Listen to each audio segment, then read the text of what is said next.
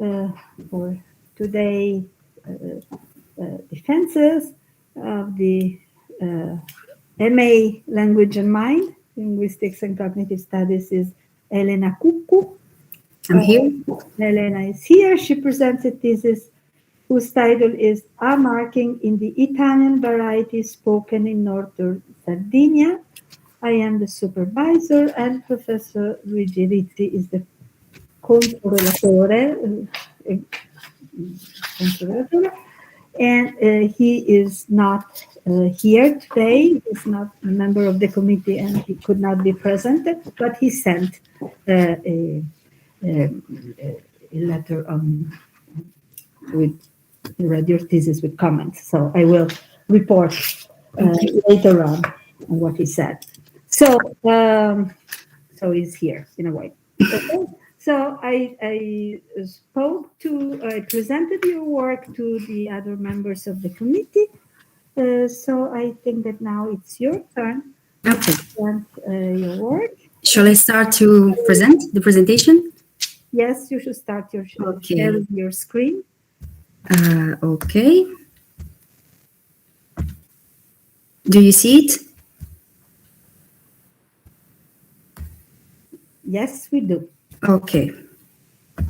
So, as Professor Belletti was saying, my work concerns a marking in the Italian variety spoken in Northern Sardinia, and my supervisor is Professor Adriana Belletti, and my counter-supervisor is Professor Luigi Rizzi.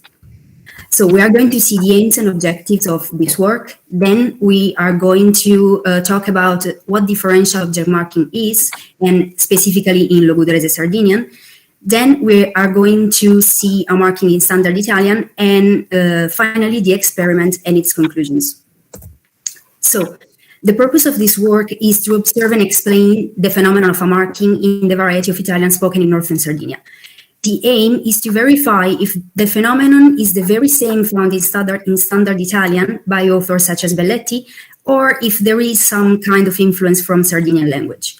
My intuition as a native speaker is that a marking is more accepted in the Sardinian variety of Italian, and thus the phenomenon differs from the standard Italian phenomenon.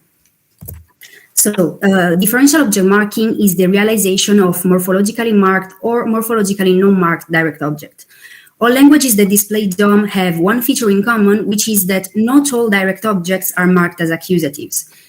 In the majority of languages, the accusative marker is identical with the dative marker, and this is the predominant configuration in Romance languages, with the only exception of Romanian, which uses the preposition pe that has a locative meaning.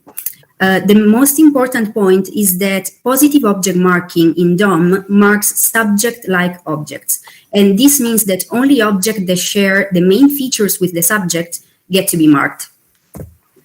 So the parameters invoked in the literature to account for the distribution of DOM are intrinsic features of the object, such as animacy, discourse-related properties such as referentiality, definiteness, specificity, and topicality, and properties of the predicate such as affectedness.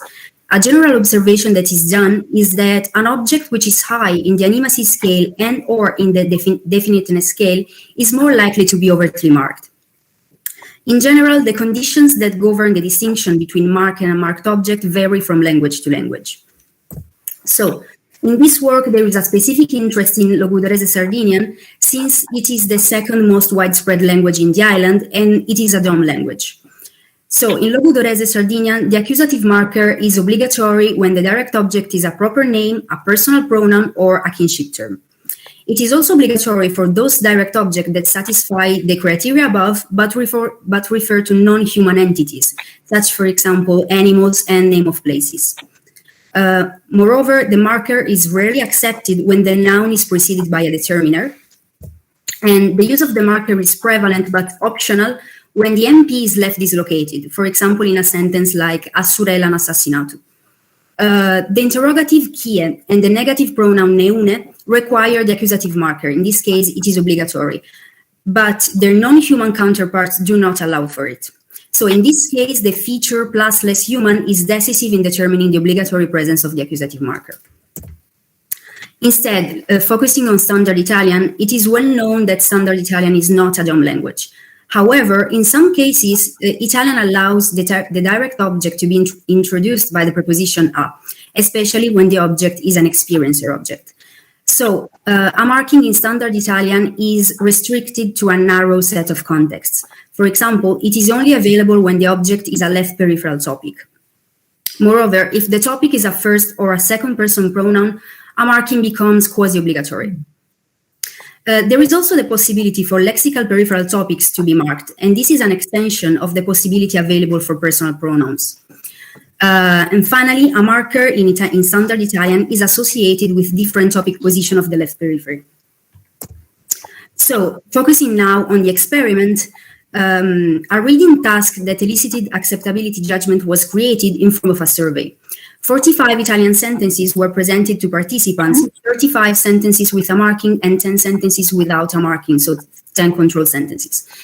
These clauses were created using 11 different features. For example, the marker could be found in 3 different syntactic positions within the sentence. Can I interrupt you 1 second? Yes, of course. Are you moving the presentation? Because we are on the same slide for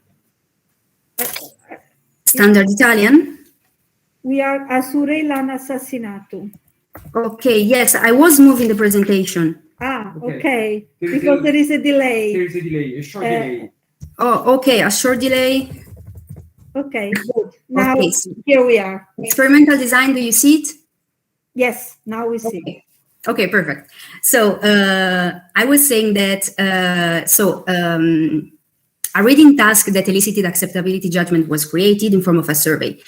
I created 45 sentences, 35 with a marking and 10 control sentences. These clauses were created using 11 features. For example, a marking could be found in 3 different syntactic positions within the sentence. So in SVO position, in the left peripheral position, or in right dislocation. The object could be a human entity or a non-human entity identified by a personal pronoun or a proper name. It could be definite or indefinite and affected or non-affected by the verb. Participants had to rate sentences following an acceptability scale from 1 to 7, where 1 meant totally unacceptable and 7 meant totally acceptable. Actually, I created 2 surveys due to the fact that it seemed at first that people did not understand the instructions and misunderstood acceptability for grammaticality. For the first survey, I received 346 answers, while for the second survey, I received 169 answers. The 2 surveys were identical with the only exception of the instructions and the order in which the sentences were presented. So participants were people coming from the province of Sassari, so native speaker of the Sardinian variety of Italian. So looking at the results, do you see the slide of the results? No. No? Okay. I will wait. That's strange. Yeah. Still nothing? No.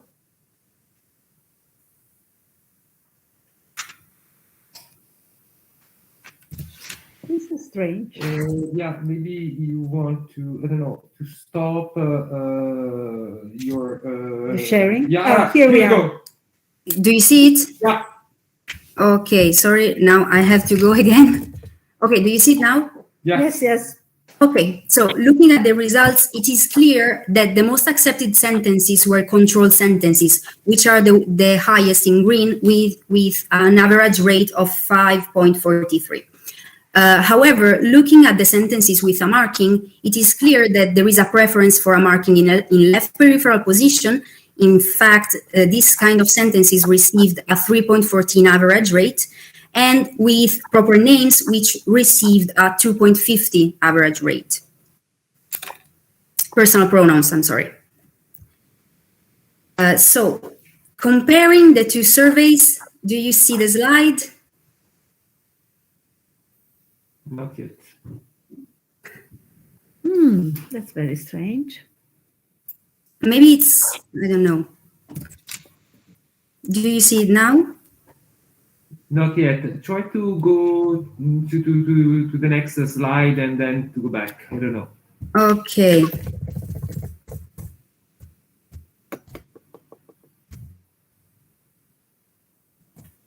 Yeah, I think this is the comparison, right? Yes, yes. No, we are back to the result. Okay, now I am at the comparison.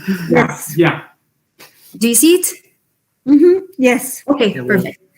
So, comparing the two surveys, it is clear that there are higher acceptability rates in the second survey. However, the rates increase proportionally, with the only exception of controlled sentences, which remain more or less the same. So the most important thing is that the tendency of the answers remains the same, with the sentences with a marking in left peripheral position the most accepted within the sentences with a marking, and then personal pronouns. Next slide. So participants judged all sentences with a marking as unacceptable, and there is a clear preference for a marking in left peripheral position and with personal pronoun, which is typical of standard Italian. But still, participants do not behave in the very same way as standard Italian native speakers do. For example, participants did not consider SVO sentences as fully unacceptable, and this is different from standard Italian. This difference is confirmed by studies on children made by Belletti in 2018, in which children overextended the possibility for a marking in standard Italian, but they never produced a marking in SVO position. Instead, in Logudorese Sardinian, the marker is fully accepted in SVO position, and in some cases, it is also obligatory. So this could be a possible influence from Sardinian language. Instead, looking at definiteness, here we have a controversial result. And this is because following the definiteness scale, indefinite objects tend to remain unmarked. Instead, here we see that people preferred sentences with an indefinite object instead of definite ones. So, usually, the highest an object is found in the animacy definiteness scale, the more likely is for it to be marked. However, sentences such as non ho visto proprio a nessuno, which were presented in the surveys to participants, find a validation in Sardinian. In fact, in Sardinian, we can say a sentence like no ho visto a niune, I didn't see anybody, and these kind of sentences require the marker.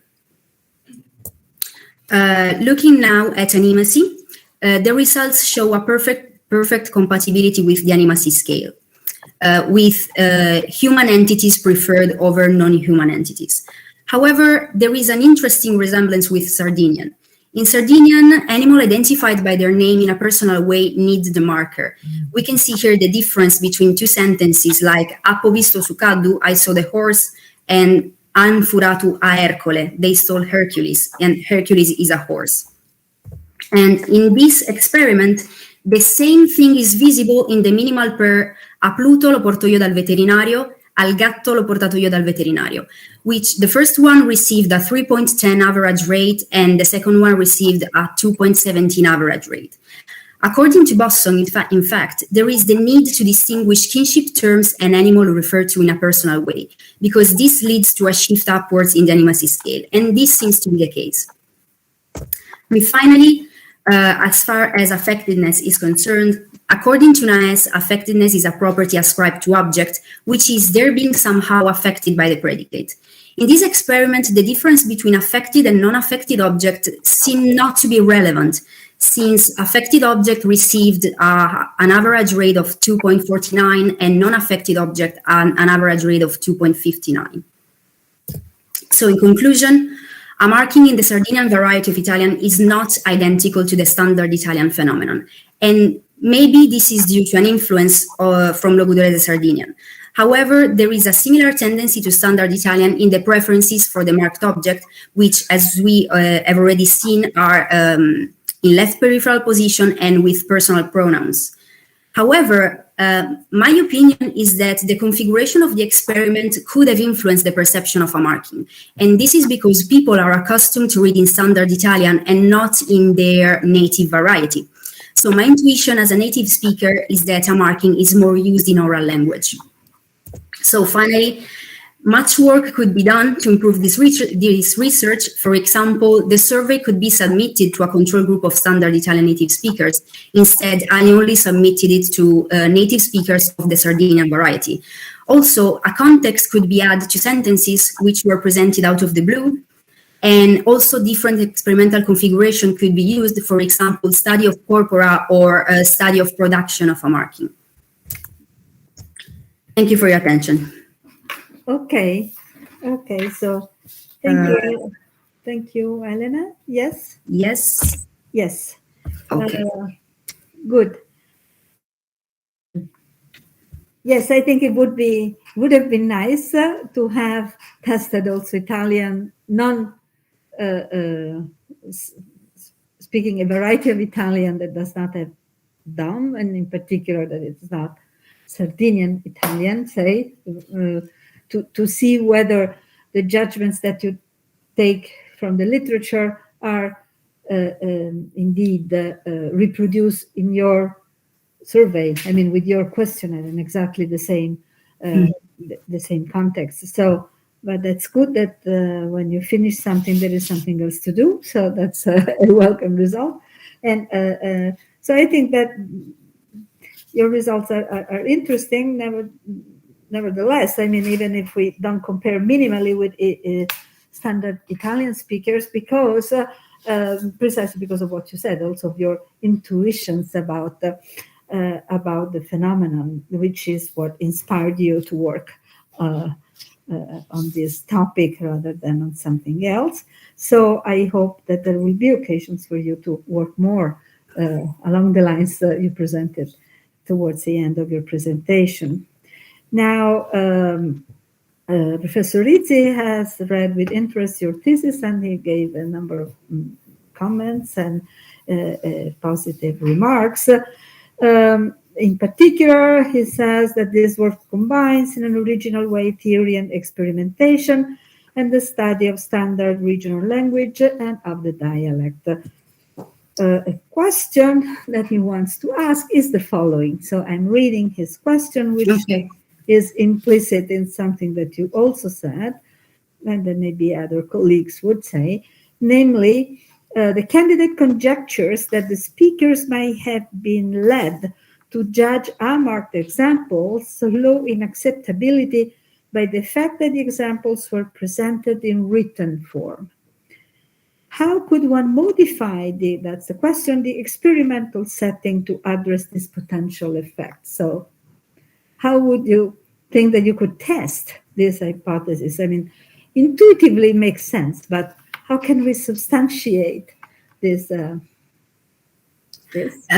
Yes. So I think that maybe in order to verify an oral production of a marking or an oral comprehension of a marking in the Sardinian variety, maybe recording people speaking or trying to elicit in production of a marking, asking some questions, for example. Then using a corpora also. Yeah. I think that the idea of looking at corpora is the most, I mean, the one that comes first to mind, except that one has to put together a corpus with the relevant population, which is not probably the most available and easiest thing to do. So the elicitation idea is probably the most viable one, thinking of the fact that we have several designs and to elicit, say, clitic-left dislocation structures, and since the atopics are typically found in clitic-left dislocation structures of a certain type, this could be a way to test the hypothesis with adults, because it has been found with children. So I think that that's an interesting way to go, and I hope that there will be occasion to do it. Professor Bianchi has a question, unless you want to comment on what I just said before. I just wanted to say that I would have liked to use an oral experiment, but due to the COVID pandemic, I had to use a survey. Yes, and maybe before leaving the floor to Professor Bianchi, I should say that I should comment on this initiative that Elena took, namely I could do a survey, I could do a questionnaire, I could do an online questionnaire, because otherwise I will graduate in 4 years and who knows when. And I was quite amazed because it was a very well constructed questionnaire that she did. Yes, Professor. Okay. Yeah, I wanted to ask, let's say, a data question concerning the dialect, actually, not the Italian regional variety. So you mentioned, if I understood correctly, that two indefinite pronouns, namely who and nobody, obligatorily require the "a" marking. But is this also the case with the personal pronouns and with an indefinite like someone? I'm sorry, I'm not sure I understood the question. Could you repeat the final part? I'm asking whether the "a" marking in the dialect is also obligatory with personal pronouns and with someone, with a pronoun like someone. Yes, with personal pronouns, it is obligatory. Also, for example, in SVO position. I am not sure about someone. In that case, I'm not sure if it is obligatory or not. Okay, thank you. Personal pronouns are always the first ones that Yes. require, also in the diachronous Spanish. Yes, because they are in the highest part of the animacy scale. Well, that's a possibility. Professor Casey? Just a quick remark on the interview methodology, which is very powerful. So you can extract possibly more from this data, just running little analysis, because even minor variation in the frequency and acceptability might reveal some tendencies. So it's important. And another thing you could run, it's a sort of for choice. So if you have two things that you want to force people to take a position in it, then again, it's probably the best technical solution, the best elicitation methods. I never thought about that. But, thank you. Yeah. Thank you very much. Thank you. Professor Bocci?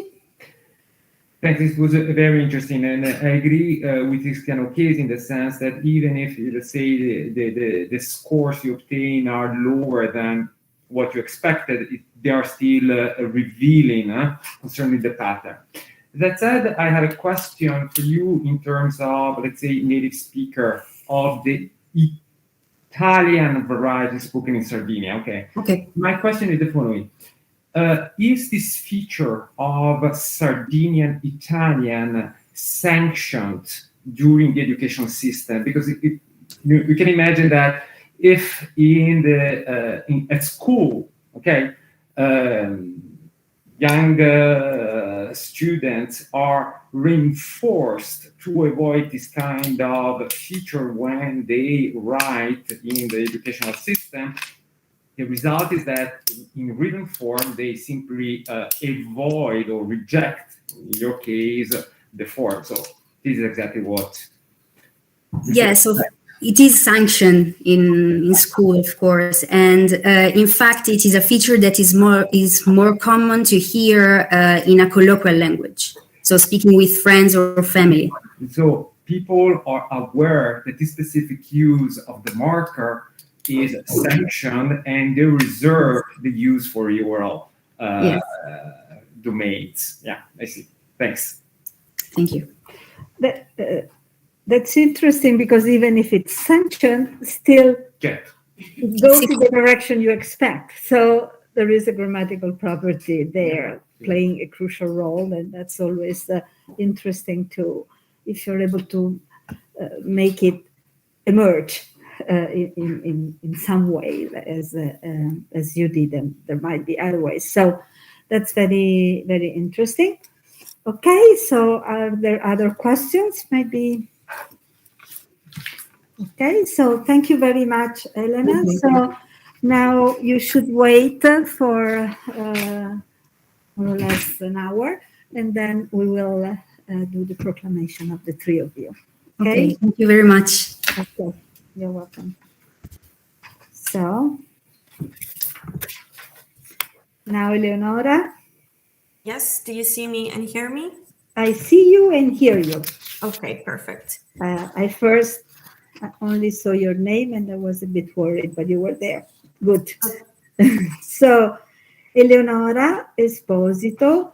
The title of her thesis is Pathology of Language and Neural Architecture, Integrated versus Dissociated Processing. I am the supervisor and Professor Rizzi is the controrelatore. I cannot translate controrelatore, so I said that in Italian. I'm sorry. So I presented your work to the colleagues as we usually do. So now the floor is to you and you present your big, interesting review. Okay, so I will start presenting now. Just a second. Yeah. Let's see if it's a problem of the... Tell me if you can see my screen. Not yet. Not yet. Not yet. Okay, just a moment. Can you now? Okay, I'm sorry. Just a minute.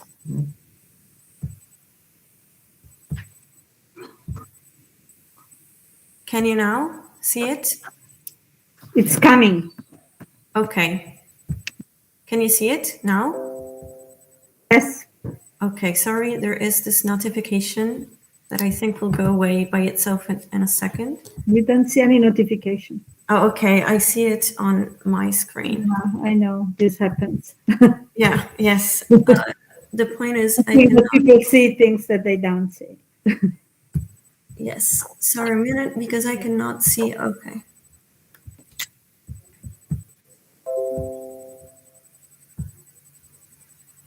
Presenta, it's up there. Top. Okay. Can you see it? Yes. Okay, so the aim of these theses was to analyze whether the architecture of the human brain proceeds according to an integrated versus dissociated account, and medical sciences in general argue that the human brain works according to an integrated action, but many linguists have held over time that it actually works in a dissociative manner. So this is the basic outline of the thesis, and I will be going through the main topics.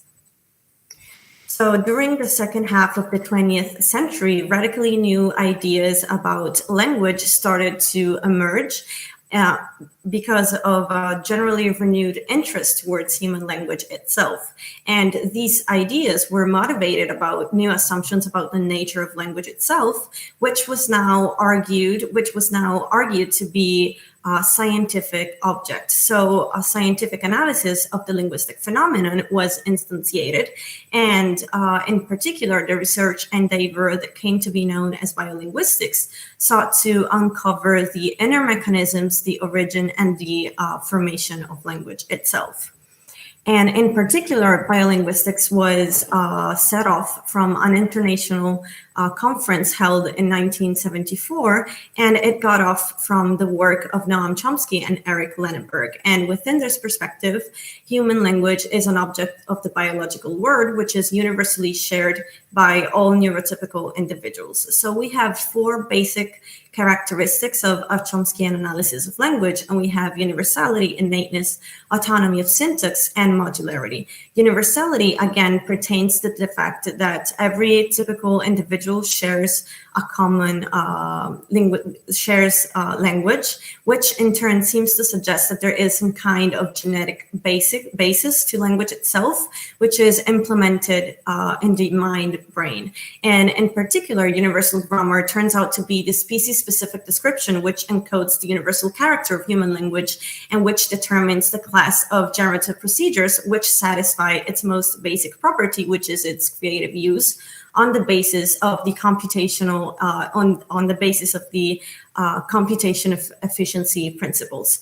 Then we have the language is innate, and this has been observed on the basis of language acquisitions, in particular on what has come to be known as the argument of the poverty of the stimuli. That is, the exposure that children have is far too poor to provide them to actual knowledge of the syntactic principles which govern language, and thus they need to be endowed at birth with it. The concept of autonomy of syntax refers to the fact that syntax itself is self-contained with respect to semantics and pragmatics, which are at times thought to be somewhat external factors to language. And lastly, we have modularity. The idea of modularity was developed by Jerry Fodor in 1983, and it argues that the mind is a specialized system of elaboration, which is made up of multiple systems, each of which is assigned to the processing of a very specific type of information. And additionally, there are 4 characteristics that are defining of the concept of modularity. And we have fixed and localizable brain structures, domain specificity, functional dissociation, and informational encapsulation. Attempts at mapping the neural correlates of high-level cognitive functions have begun as early as in the 19th century. And these examinations were initially, of course, carried post-mortem. And in particular, we remember two neurophysiologists, that is Broca and Wernicke, because they discovered that lesions in the anterior part of the frontal lobes, of the frontal left lobe, and lesions in the posterior part of the cortex result respectively in production and comprehension deficits, which gave a broad distinction between receptive and expressive dysfunctions. However, although these investigations were carried by rudimentary tools, they nonetheless proved to be really significant, because although we now know that the linguistic processing network is broader than just Broca's and Wernicke's area, these 2 areas are still rather significant in it. And current research has multiply confirmed this. Then we have the importance, again, of developmental and acquired disorders in understanding the modularity of language. That is, if the mind actually is modular and language is implemented in really precise neural correlates, and the levels of language itself are implemented in different neural correlates, then deficits, then the impaired production, the impaired comprehension that some individuals display is to be explained in terms of the disruption of the neural correlates itself. And if the mind actually is modular, the deficits that these people experience should be extremely selective and should not, and these individuals should not have any other kind of deficit in other facets of cognition. And in particular, specific language impairment and non-fluent types of aphasia have been taken to constitute evidence for the modularity of the mind in virtue of their apparent uneven cognitive profile. So we have language-specific impairment, which is a developmental disorder whose etiology is still unknown, and it determines a disruption in the canonical development of language onset, while other functions seem to develop and function correctly. On the other hand, we have non-fluent aphasias, which are acquired disorders that are the result of cerebrovascular damage to usually the left hemisphere, and they result into loss of the already established linguistic knowledge. So subjects that have specific language impairment display a symptomatology that varies greatly from one individual to the other, but still there is a common profile to these impairments. And in particular, the late emergence of language and its expected production patterns, as well as the below age expectations, seem to be the core characteristics, especially from a morphological, syntactic, and grammatical point of view. Non-fluent aphasias display a slow, effortful, and poorly articulated linguistic output that is for this reason said to be telegraphic or agrammatic, precisely because the difficulty in handling syntactic structures and items bearing strong syntactic significance are not comprehended, not handled well, and thus they are avoided or omitted. And also the comprehension domain of these individuals seem to be appeared at least to some observable extent. So the analysis of the developmental disorders and the descriptions that were provided by the linguistic branch have been particularly useful in that they allow for a comparison, for systematic comparison between the language functioning of typical and, again, atypical individuals, which are to be ultimately tested by means of the current techniques that have developed in medicine. And in particular, however, it is good to keep in mind that the descriptions that linguistics provided have been deeply influenced by the Chomskyan analysis of language. So a lot of these accounts have highlighted the fact that SLI individuals and individuals with aphasia display syntactic deficits. And while it is true that they do, it is also, this cannot account for the entire story, for the entire picture, because we know that these individuals, both in developmental and acquired disorders, do actually display significant deficits in both semantics and also pragmatics. So in the 21st century, a number of investigations have been carried out on both SLI and aphasia, and they have revealed a much more complex picture than the one that was originally assumed. And in particular, it has been found that the morphology of the brain of SLI individuals is actually different from that of its typical counterparts matched for age. But although these structural differences do also in turn correspond to functional differences, the SLI population and the unimpaired population nonetheless use the same linguistic circuits. And additionally, it was found that Broca's area is not only responsible for syntactic processing, as well as it is responsible for semantic and phonological processing, as well as being engaged in non-linguistic tasks. And additionally, these individuals do actually, a closer examination, display some deficits in non-linguistic cognition, for instance, in motor function and working memory. And additionally, it was found that not the entirety of syntax is processed in Broca's area. And similarly, the picture that emerges from aphasia highlights the same things. In particular, it highlights that the cerebral structures, which are dedicated to syntactic processing, not only do involve more than Broca's area, but they also involve structures which are located both in the left and in the right hemisphere. So these very recent investigations, some of them go from 2014 up to 2020, have shown that there is a strong opposition to the idea of modularity among the medical sciences. And in particular, it has been said that the cognitive profiles of these individuals is actually not as uneven as it has been thought on the basis of Chomsky's influence. And for this reason, it seems to strongly undermine the idea of modularity. However, it is important to keep in mind that these findings could actually be consistent with a theory of modularity, which actually focuses not on the domain specificity of the neural correlates of language, but rather on the innateness of the same structures, as it has been, for instance, proposed by Pinker.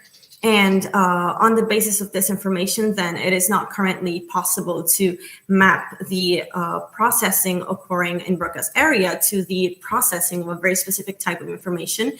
And it is more plausible to argue that cognition is generally supported by more than just a highly specialized module. So this is the end of it. Can I close it?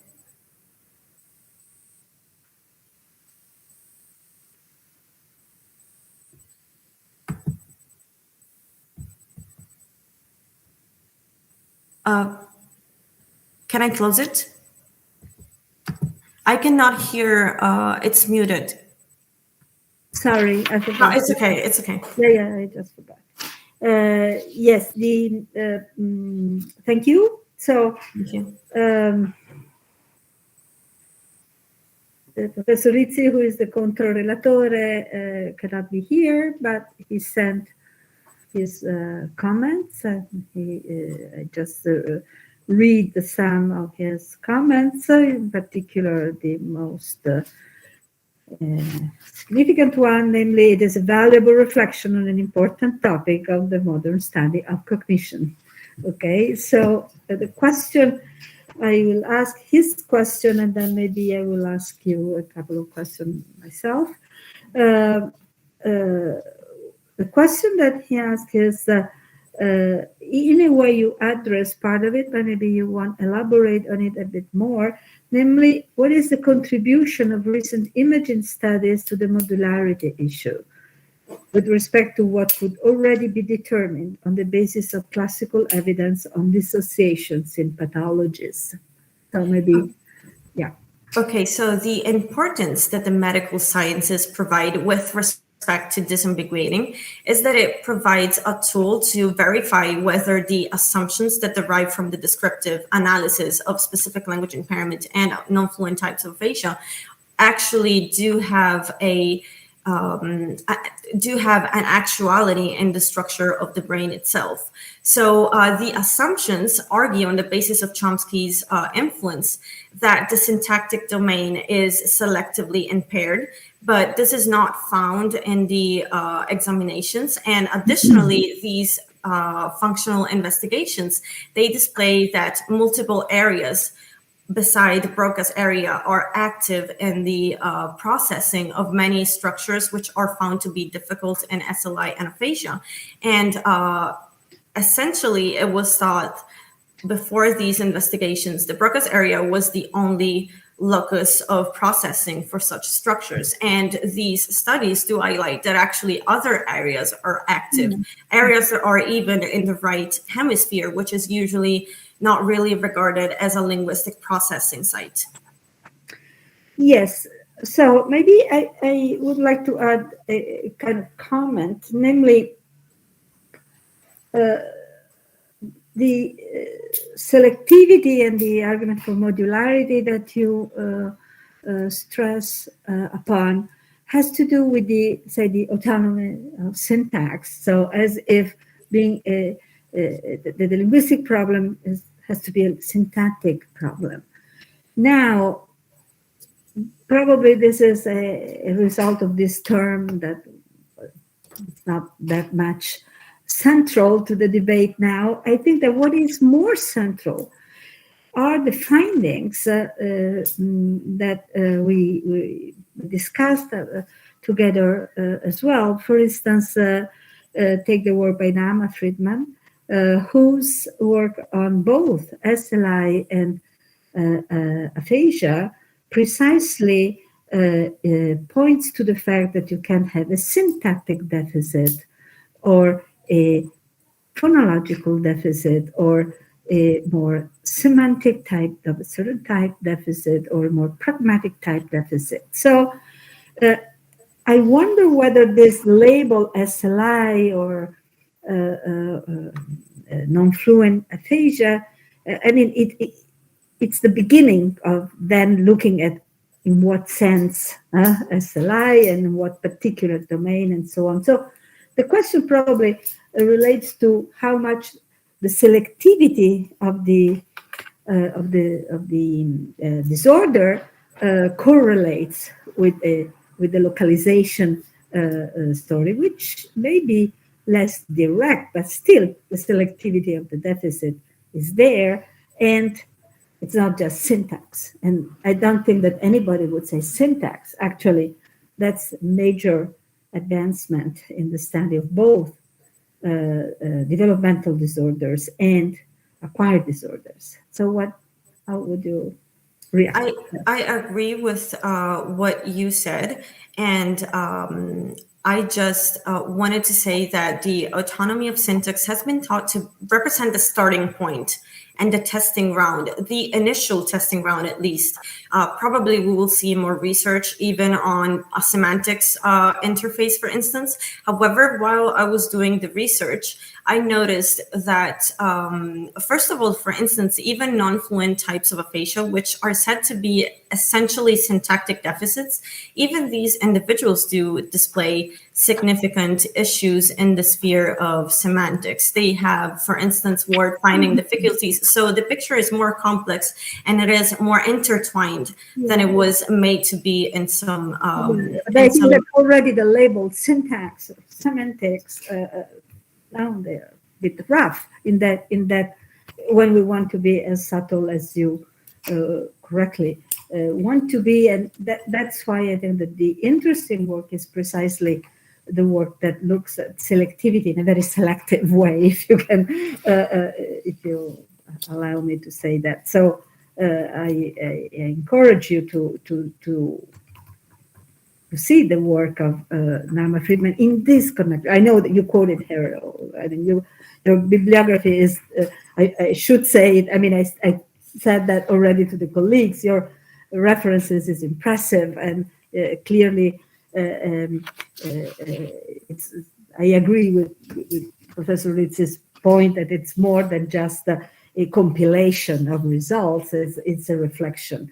But I encourage you to reflect on these very, very subtle results that precisely point to the selectivity of the deficit, so that a label like SLI that should go to, say, syntax, it doesn't mean anything. Could be that syntax is preserved perfectly, but there is a morphological problem, or that there is a kind of semantic problem or a pragmatic problem. That's precisely the contribution that this work give, and I think it's a most welcome contribution.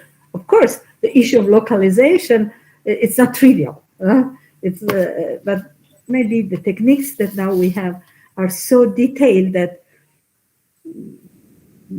they don't necessarily highlight, but maybe they make what we find a bit more complex to relate to the structure of the brain in that direct way. Okay, so I think that this issue of selectivity is very important and should be appreciated. Okay, which doesn't mean syntax only. Okay, so thank you very much, and we appreciated your really impressive amount of reading and mastering of the enormous literature. Good. Thank you. If there are other questions from the committee members? No? Okay. So I think we are done for now. So after Duigu, we will have a break and then the proclamation. Okay. Thank you. Thank you, Eleonora. Yes, Duigu. Now, I should say welcome, first of all. I know that you asked for the defense to be recorded. Yeah. So if the public agrees, which I hope the public does agree, I will record. Now the point is, where do I record? I'm less used to. Can you help me with that?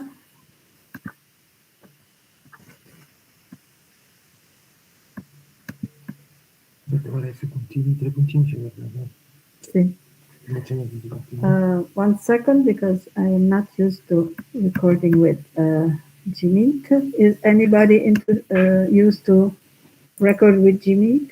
Yeah, you should have actually the recording button next to the 3 dots on the bottom bar. There are 3 dots. If you click on it, then if you are... What I did, registra, sorry. Okay, good. I was looking for record. Okay, thank you.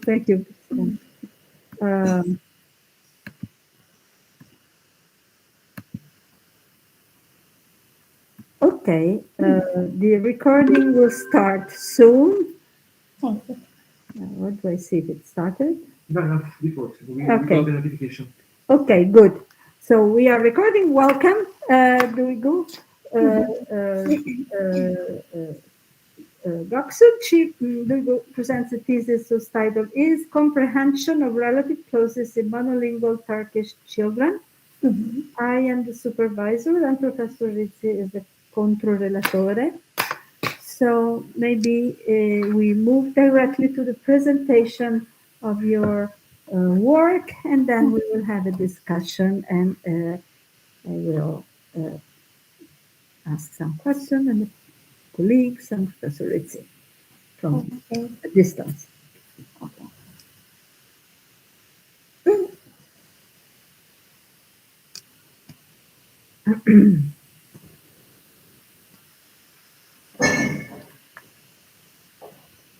I'm starting. Yes, please go ahead. Okay. Hi, welcome, and thank you for coming to comprehension.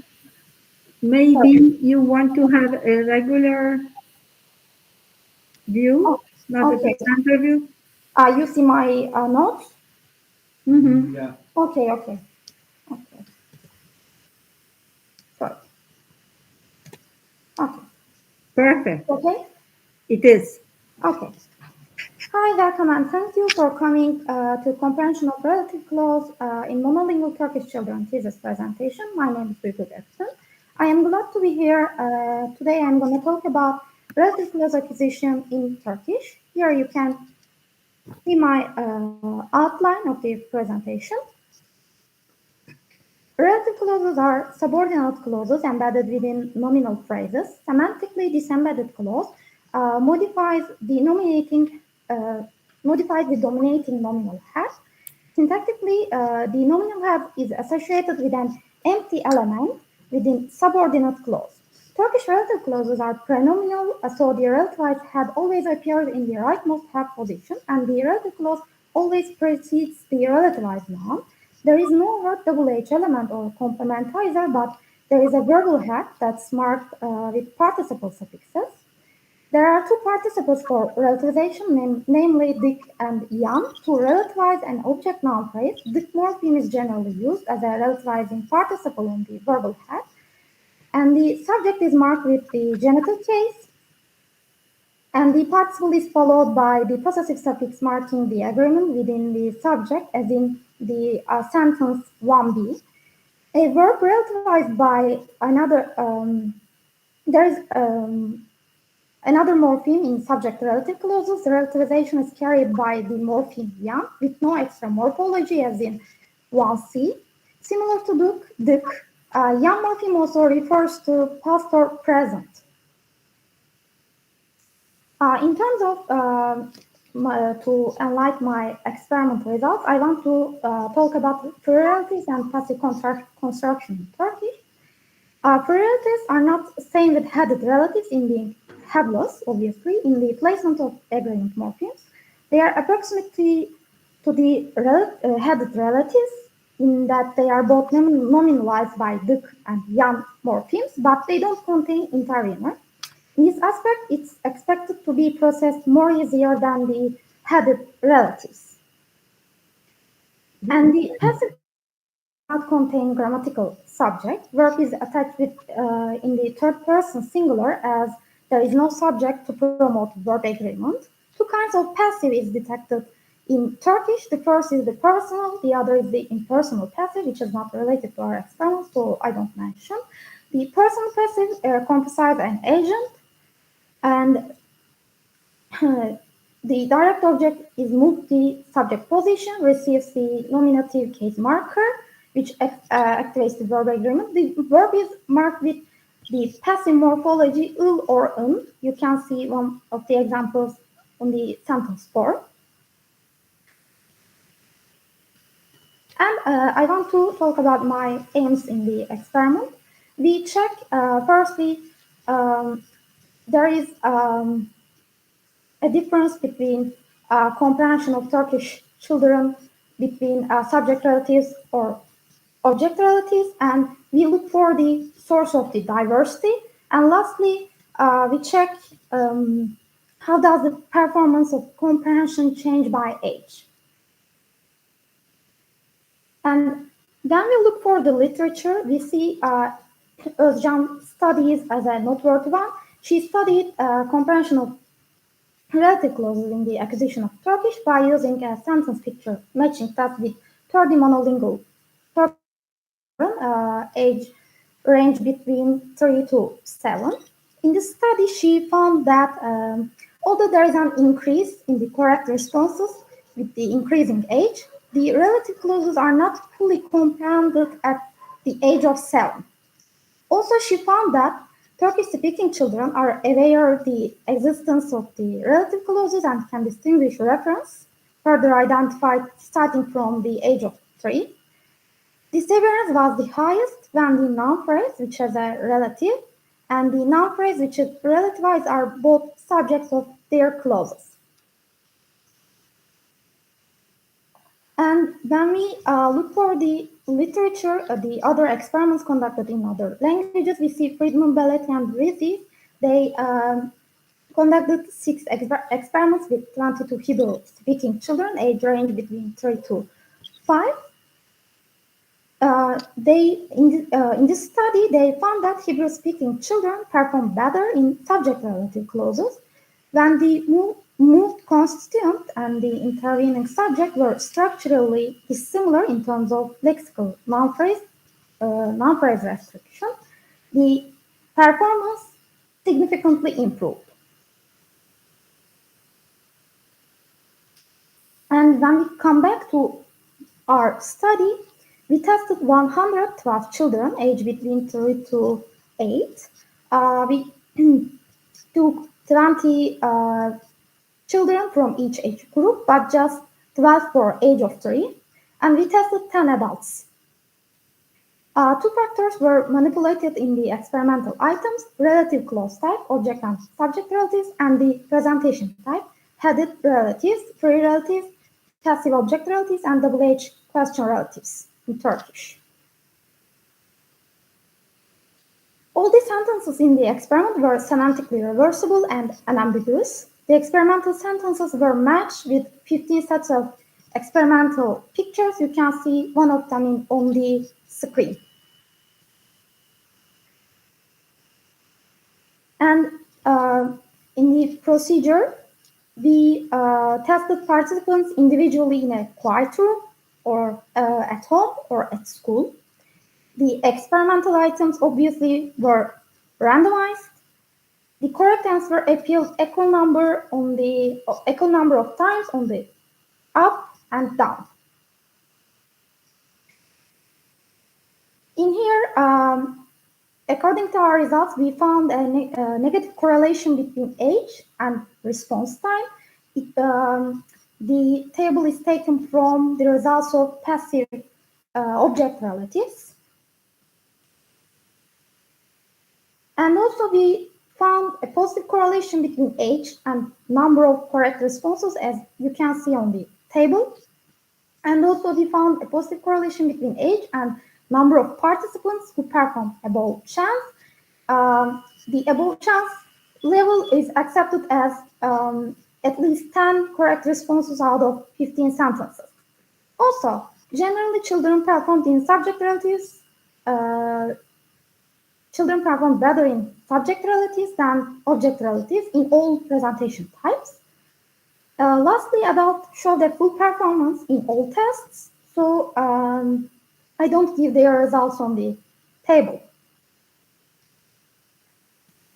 When we evaluate the results, we see that both Armyan scheme hypothesis and relativized minimality approach make precise prediction for the acquisition of Turkish relative clauses. The MVN schema hypothesis argued that children might be using a surface order schema such as MVN or SVO for English.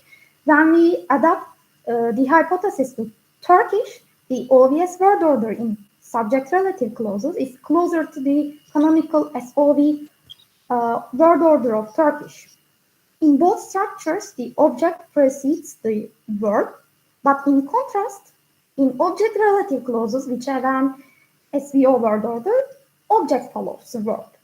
As in line with MVN scheme hypothesis, the participants in our study performed better in subject-relative clauses, independently of the sentence presentation type. The other potential description of the difference between subject and object relatives is provided by relativized minimality approach. The approach states that in the configuration, a local relation cannot hold between X and Y when the Z intervenes, and the Z is somehow a potential candidate for the local relation. Also, the approach makes precise predictions for the acquisition of Turkish. It anticipates that object relative clauses should be also harder than subject relative clauses in the head final relative clauses, like as in the head initial relative clauses. In the subject relative clauses, there is no intervener, the relative head and its trace, while there is a structural intervener between in object relatives between the relative head and its trace. The intervener is the embedded subject. Even if we have parallel results with the other studies conducted in other languages, as you can see on the slide, we have different results in free relatives. In Hebrew, the children had more or less same results in free relative clauses because of the absence of the intervener.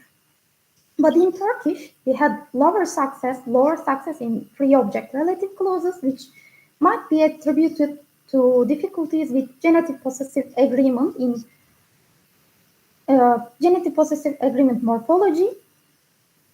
The morphology in object relative clauses involve genitive case and possessive agreement morphology on the relativized verb. And there is no agreement relation in subject relative clauses. The another source of the diversity of difference in you can see in the second result in WH subject relatives and WH object relative clauses, it's accusative object strategy. The accusative object strategy could sign the correct theta role assignment in headed object relative clauses because there is only one accusative in the headed object relatives. On the other hand, in which object relative clauses the relativized noun is not marked with accusative case. This is the end of my presentation. Thank you for your attention.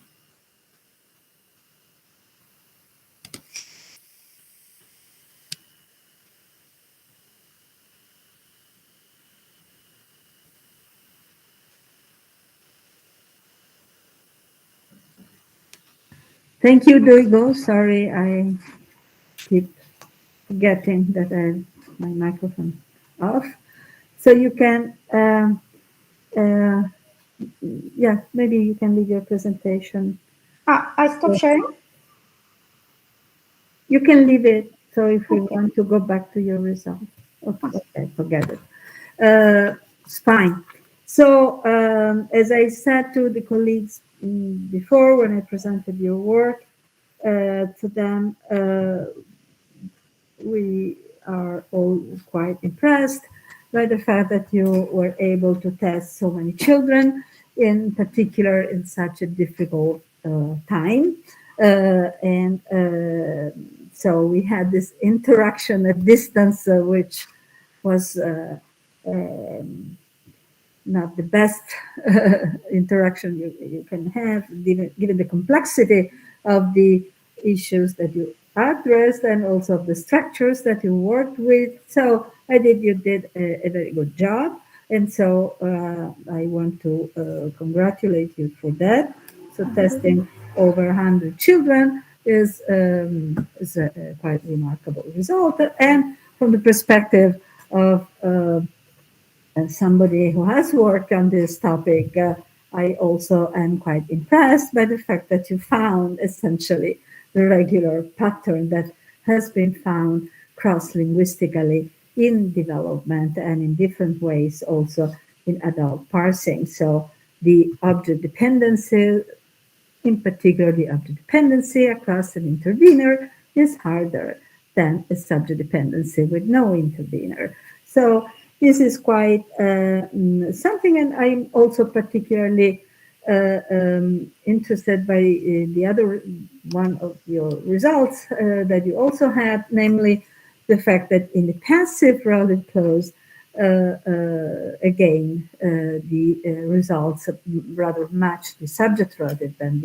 the object relative, and this again is something that has been found in several languages,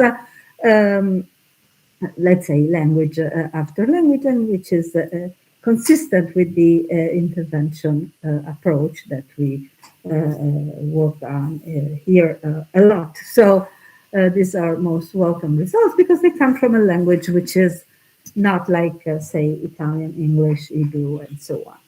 In terms in particular of word order and also on the position of the head. So here comes the, as I said, Professor Rizzi could not be here, but he sent comments, and so here comes his comment. Then, of course, he appreciated your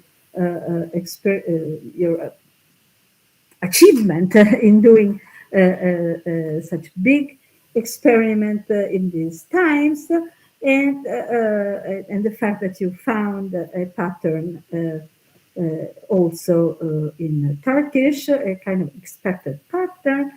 Now, in particular, this is his comment, the fact that the head final relative construction shows the subject advantage clearly indicates that it is the hierarchical intervention of the subject and not the linear intervention that determines the difficulty with object relatives in acquisition. So one thing that he, and I think we all like, I myself do, like you to develop a bit, is whether you can elaborate a bit on this, namely the fact that it's not the linear relation, so whereby object relative should be easier in a way than subject relative, but rather the hierarchical, because the subject is intervening anyway, that make the point also with your data. So can you make this point a bit more precise?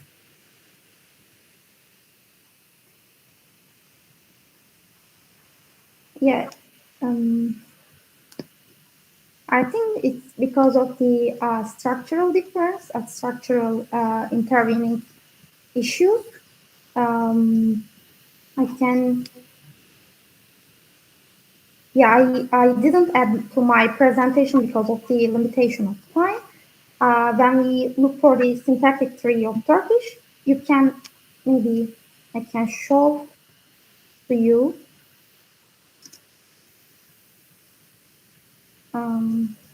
Sorry.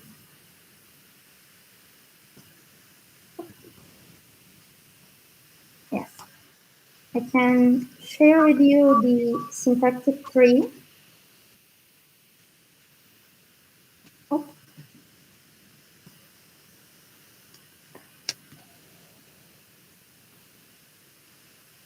It is in here. You can see the difference between subject relative and object relative strategies in Turkish. Sorry. I deleted it. Oh, where is it? No. Oh, yes.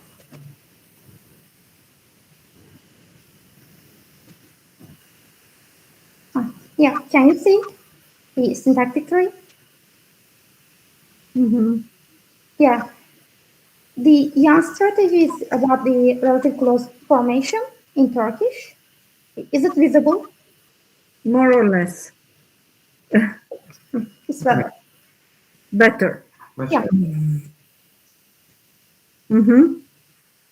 For the subject relative, for the subject relative, it's a Yang strategy. There is no intervener, but in the strategy, the direct object could pass through the subject. So it's, I think it's because of not linear distance, it's because of structural distance. Because also when we look for the other type of the sentences, for example, passive, not passive, for free relatives and double H questions, we can see the results. It's because of the structural distance. Yes, well, okay. There have been similar results for another language like Chinese, which has had final relative clauses, making exactly the same point, although Chinese is not had final in the same sense as Turkish is. So there are several issues here. Okay, maybe other members of the committee want to comment or ask a question, or Professor Bianchi, please. Yes, so one question. If I understood correctly, you proposed that one problem in object relative clauses is the presence of the genitive marking and agreement. So my question is, do you have evidence that this kind of morphological marking is also problematic in other structures at the same age? Yes, yeah, there are some research about young age, especially between age of 3 to 5. The genitive possessive agreement is problematic. Yeah, the other experiments support the idea. I took the idea from the literature actually. Okay, thank you. Yes, thank you. This is an important question, of course. Okay. Are there other questions? Okay. So we now take a 10 minutes break. So let's say that at 4:25 we meet again and we do the proclamation, and then we go on with the other candidates. Okay? And I stop the recording here for you. Okay.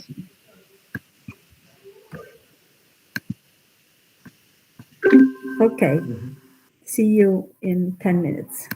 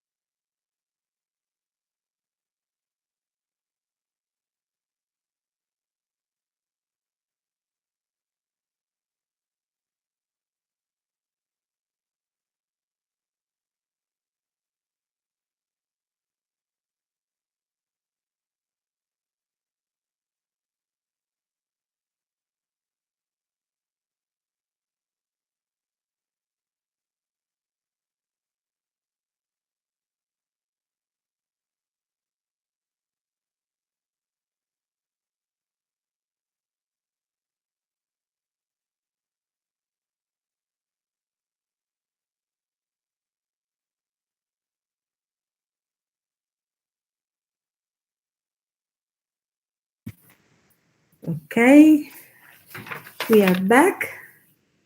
Now maybe we record the proclamation.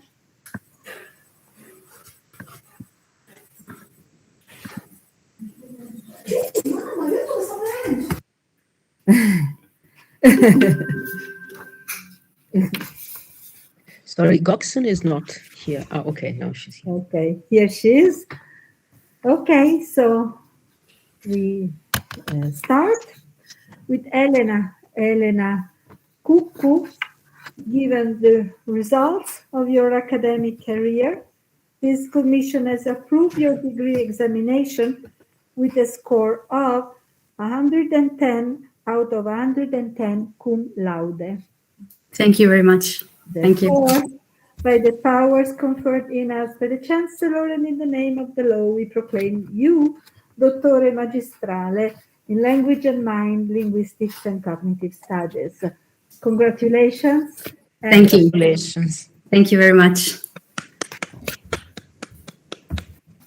Now, Eleonora Esposito, given the results of your academic career, this commission has approved your degree examination with a score of 110 out of 110 cum laude. Therefore, by the powers conferred in us by the Chancellor and in the name of the law, we proclaim you Dottore Magistrale in Language and Mind, Linguistics and Cognitive Studies. Thank you. So congratulations. Thank you. And now, Duigu Goksun, given the results of your academic career, this commission has approved your degree examination with a score of 105 out of 110.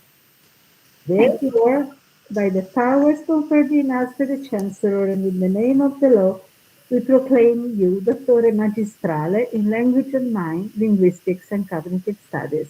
Congratulations. Thank you. Okay, so congratulations to the three of you. It was a pleasure to follow your work. And so good luck and hope to see you again around in some way. And go on with your work. It was interesting, the three of you. Bye-bye. Thank you. Bye-bye. Have a good day. Thank you.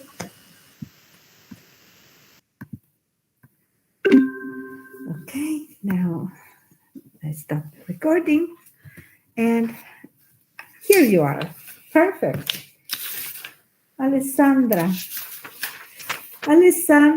Russo. I don't know why I keep calling you Russo. Presents a thesis whose title is The Intonation of Italian Yes-No Questions and Related Issues. The supervisor is Professor Giuliano Bocci and the controrelatore is Professor Valentina Bianchi.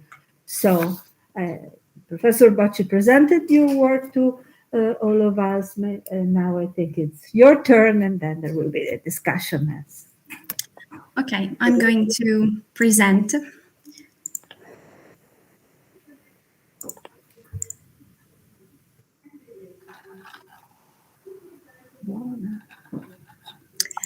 You should see my presentation, right?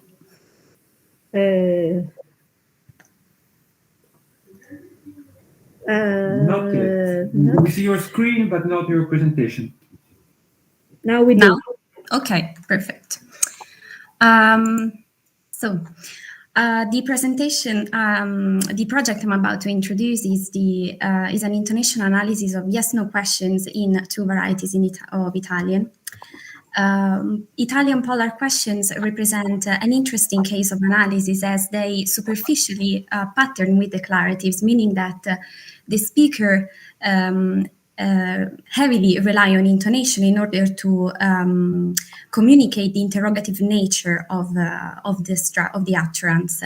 Now, interestingly, several studies have provided evidence in support of the fact that the focal structure in yes/no question can be manipulated similarly to declaratives. This means that by hypothesis in neutral or broad focus yes-no question, the nuclear pitch accent is expected to be found on the rightmost constituent of the utterance, following the standard broad focus prominence assignment mechanism.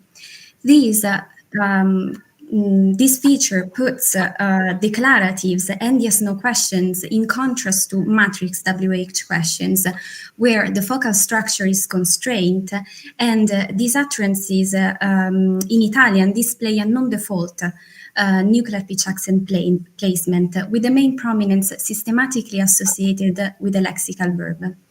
Now, despite the fact that polar questions are expected to pattern with declaratives in terms of placement of the nuclear pitch accent, some intonational properties are necessarily expected to be able to differentiate from a yes-no question from a declarative.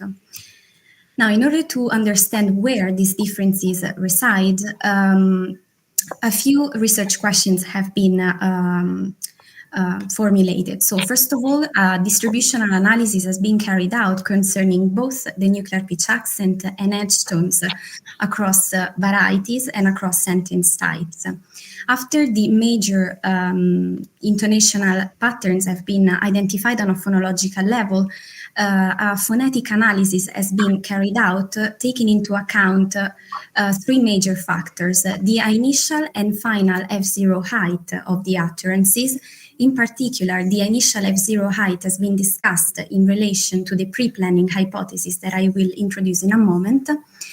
And target alignment properties have also been considered, starting from the hypotheses discussed in the literature, according to which tones would be systematically anchored to specific segments within the stress syllable.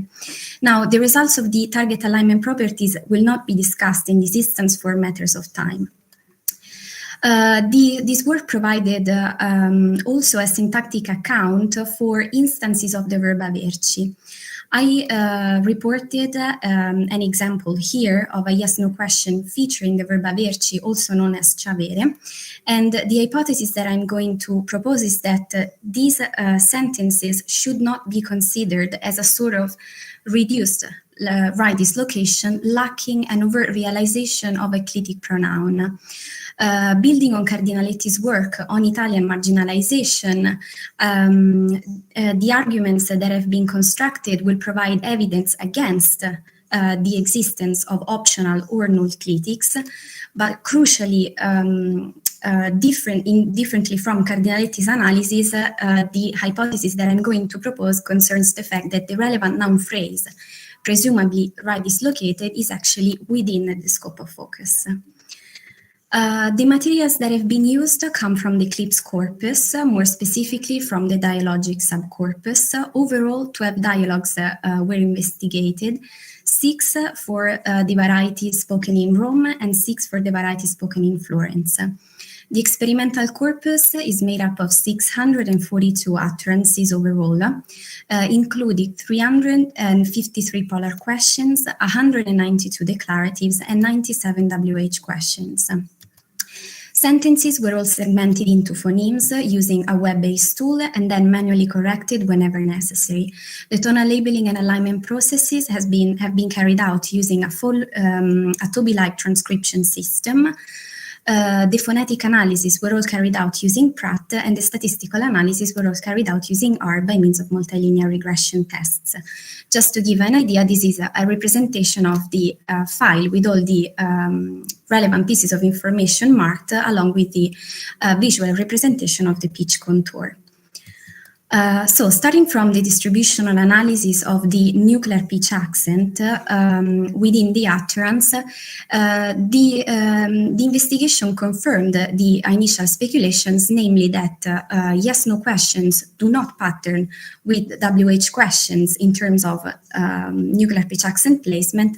Rather, they seem to follow the standard broad focus prominence assignment mechanism, and the nuclear pitch accent was systematically found systematically found on the rightmost constituent of the utterance, similarly to broad focus declaratives. Now, this is obviously a nice result, but it is worth underlining the fact that it wouldn't be surprising to find the nuclear pitch accent on another constituent, since the focal structure can be manipulated. An interesting case of analysis that came out is represented by polar questions featuring a WH element. Now, despite the fact that such a question feature a WH element in sentence initial position, the prosodic contour clearly suggests that the question expects either a yes or a no as an answer. Now, I will try to reproduce the audio file, just to give an idea of the prosodic contour. Hopefully it will work. Dove c'è già il percorso? Now, it is clear that the answer is either a yes or a no, but there are two major considerations that should be made. The first one is the placement of the nuclear pitch accent. In fact, as you can see, in this case, it systematically fell on the rightmost constituent of the utterance as expected in a neutral yes-no question, rather than on the lexical verb, as on the other hand, it should be expected in a genuine WH questions. Moreover, the answer that the interlocutor gave to this question is precisely no. X, so a previously mentioned object, is outside the root, confirming that the piece of information that is being asked is not where do you have the root, rather is X, where you have the root. Crucially, polar questions and declaratives were found to differ on a phonological level in terms of types of pitch accents. In fact, as you can see, H star was the most widespread nuclear pitch accent in polar questions, while H plus L star was found to be the most common across WH and declaratives. These utterances differ in terms of placement of the nuclear pitch accent. Although H star was the most widespread nuclear pitch accent across varieties, as can be seen from the plot here, in Florence, in the set of Florence yes-no questions, a wider range of variability was identified. Now, this variability has been primarily interpreted as the result of a methodological issue. In fact, the set of yes-no questions for Rome was quite smaller. Nevertheless, it is worth mentioning the fact that there is an ongoing debate in the literature according to which the type of request might have an effect on the implementation of the tune, specifically concerning new information-seeking question and confirmation-seeking questions. Now, such a fine-grained analysis has not been performed on this data set, but a priori it seems a plausible explanation. As far as edge tones are concerned, polar questions and declaratives were found to differ in these terms as well. In fact, polar questions were prototypically realized with a final rising contour across varieties, while declaratives were systematically realized with a non-rising contour at the end. Now, starting from this difference on a phonological level, the question that arose at this point was whether they could actually differ in terms of implementation and be implemented precisely at different F0 levels. So in this case, the tests have been carried out on the final and the initial F0 heights. So as far as the final F0 height, I found slightly higher F0 values in polar questions, but overall, the difference could not be accounted for at a statistically significant threshold. As far as the initial F0 height, I expected polar questions to be implemented at higher F0 levels, precisely because the speaker necessarily needs to sustain the F0 throughout the production of the utterance, and then finally realize this final rise. Nevertheless, as you can see, no significant differences were identified across sentence types, and speakers start at similar F0 regardless of the type of utterance they are going to utter. Now, jumping to the syntactic account that I mentioned. So the difference was primarily identified in terms of prosodic properties. In fact, right dislocated constituents are by hypothesis unable to bear the nuclear pitch accent, which on the other hand systematically falls on the constituent linearly preceding the right dislocated one. On the other hand, starting from the assumption that an instance of the verb c'avere lacking an overt realization of the clitic pronoun should actually be considered a sort of right dislocation, we should expect the same distribution of the nuclear pitch accent, assuming that the relevant noun phrase is precisely right dislocated and postfocal. Now, this never happened in these cases, and in fact, as you can see here, the nuclear pitch accent systematically fell on the relevant noun phrase, presumably right dislocated. Four major arguments have been constructed in order to test whether these utterances can be classified as right dislocations. I will just discuss two of them, but I will be happy to answer to any questions if there are any on the other two arguments. So the first one concerns quantified expressions, and in particular negative quantifiers. So the starting assumption was that knowing that negative quantifiers cannot be right dislocated in Italian, precisely as can be seen from sentence 1a, I assume that a question like non c'è niente shouldn't work as well. Nevertheless, this is not the case, and I think this is a perfectly acceptable question in Italian. The other test that has been carried out is represented by the order of the postverbal constituents. Assuming that these sentences are an example of a right dislocation, the order of the arguments should be free. Nevertheless, when the order of the constituents is changed into B, the overall sentence uttered with unmarked intonation sounds marginal and I would say unacceptable in Italian. The last test that I will discuss is the pre-planning hypothesis. Now, the hypothesis that is discussed in the literature is that there might be a sort of look-ahead mechanism which is active in speakers, and meaning that the speaker should be able to anticipate the length of the utterance and adjust the initial F0 height in accordance with it. Now, this analysis has been carried out on the set of yes/no questions alone because they were the bigger. It was the biggest set of utterances that was available, and the initial height has been tested as a function of the utterance length.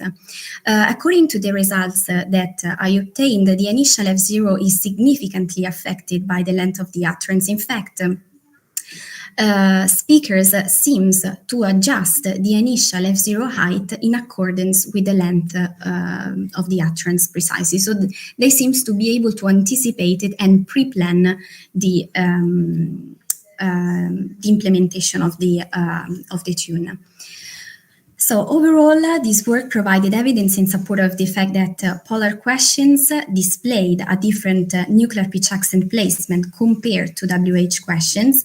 They seem to follow the standard broad focus pattern for prominence assignment, with the nuclear pitch accent systematically assigned to the rightmost constituent.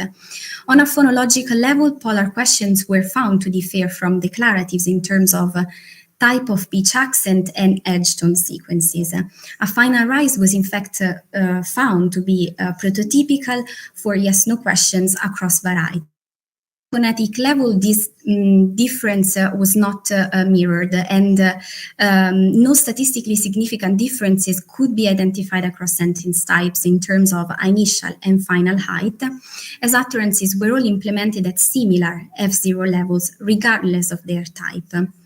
According to the arguments that I proposed, the instances of Chavere should not be interpreted as an example of right dislocation, lacking an overt realization of a clitic pronoun. The arguments proposed provided furthermore convergent evidence against the existence of optional or null clitics in Italian. Finally, in Roman Florence Italian polar questions, the initial height seems to be significantly higher in longer utterances compared to shorter one, meaning that the speaker is able to adjust the initial F0 in accordance with the length of the utterance, and this provided evidence in support of the pre-planning hypothesis in spontaneous speech data. These are some of my selected references, and thank you.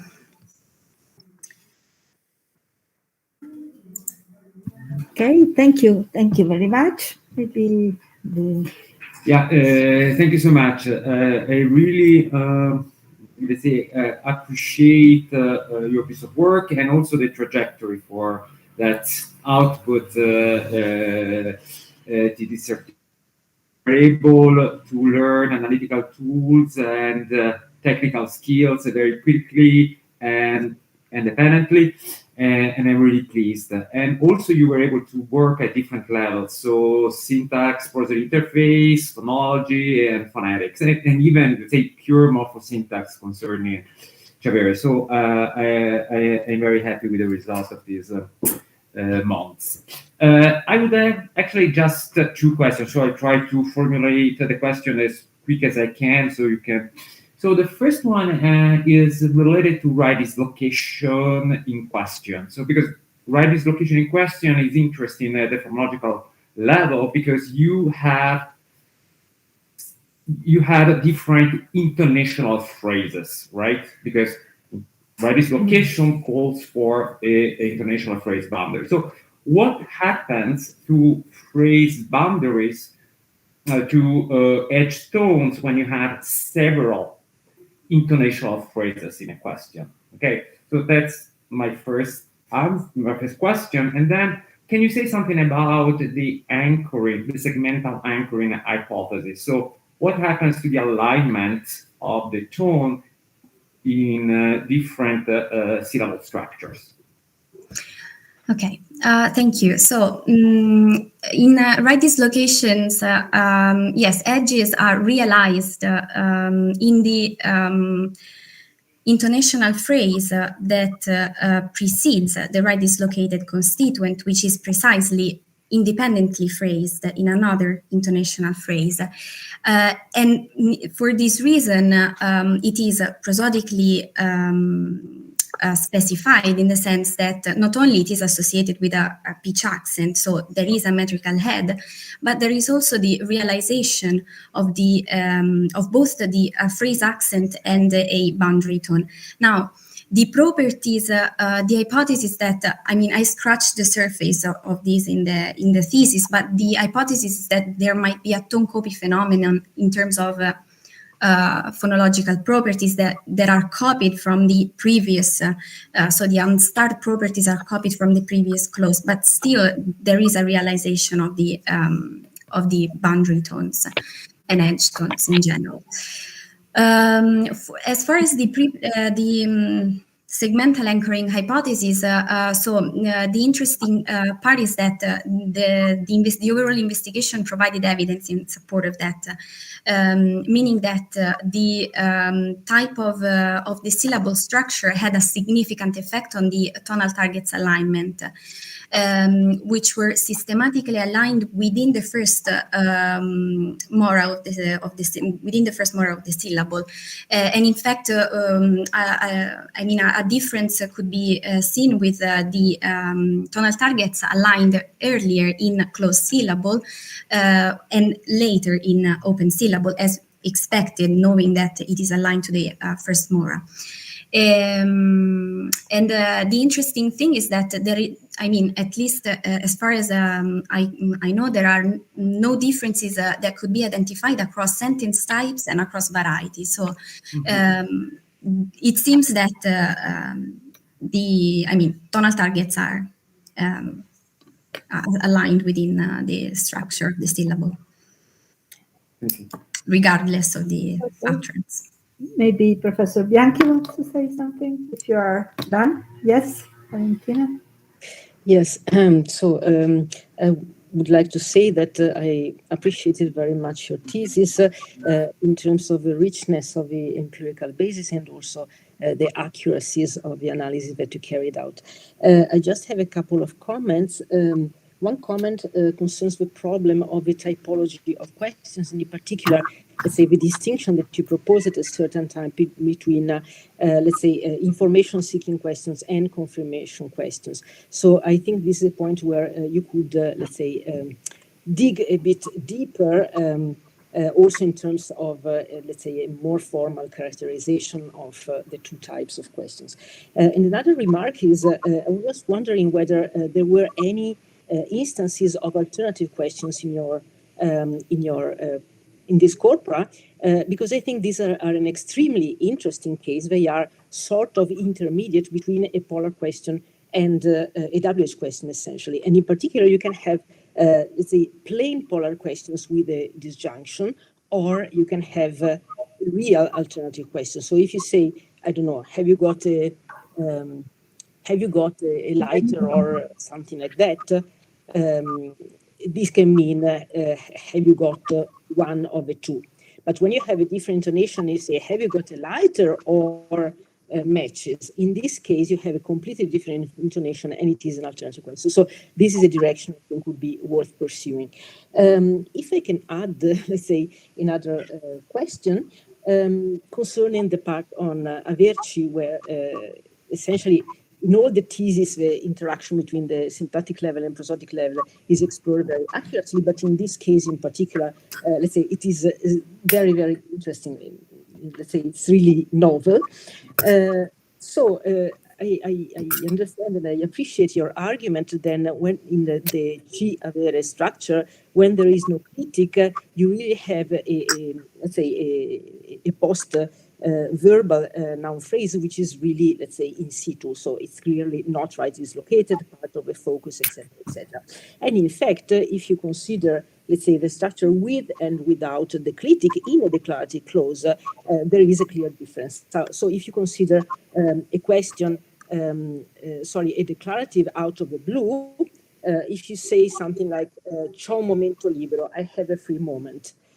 Or you say this can be uttered out of the blue. But if you say ce l'ho un momento libero, this cannot be uttered out of the blue. So you have this difference. Now, the point is that my impression, which could be tested, I think, is that in questions, this difference is neutralized. I mean, syntactically, you still have a difference between in situ and right dislocation. But at an interpretive level, you don't really perceive this difference, so you can ask, c'hai un momento libero, have you got a free moment, or ce l'hai un momento libero with a right dislocation, and they seem more or less, similar. So I was just wondering whether you observe something like this in analyzing your corpus. You have some ideas on this.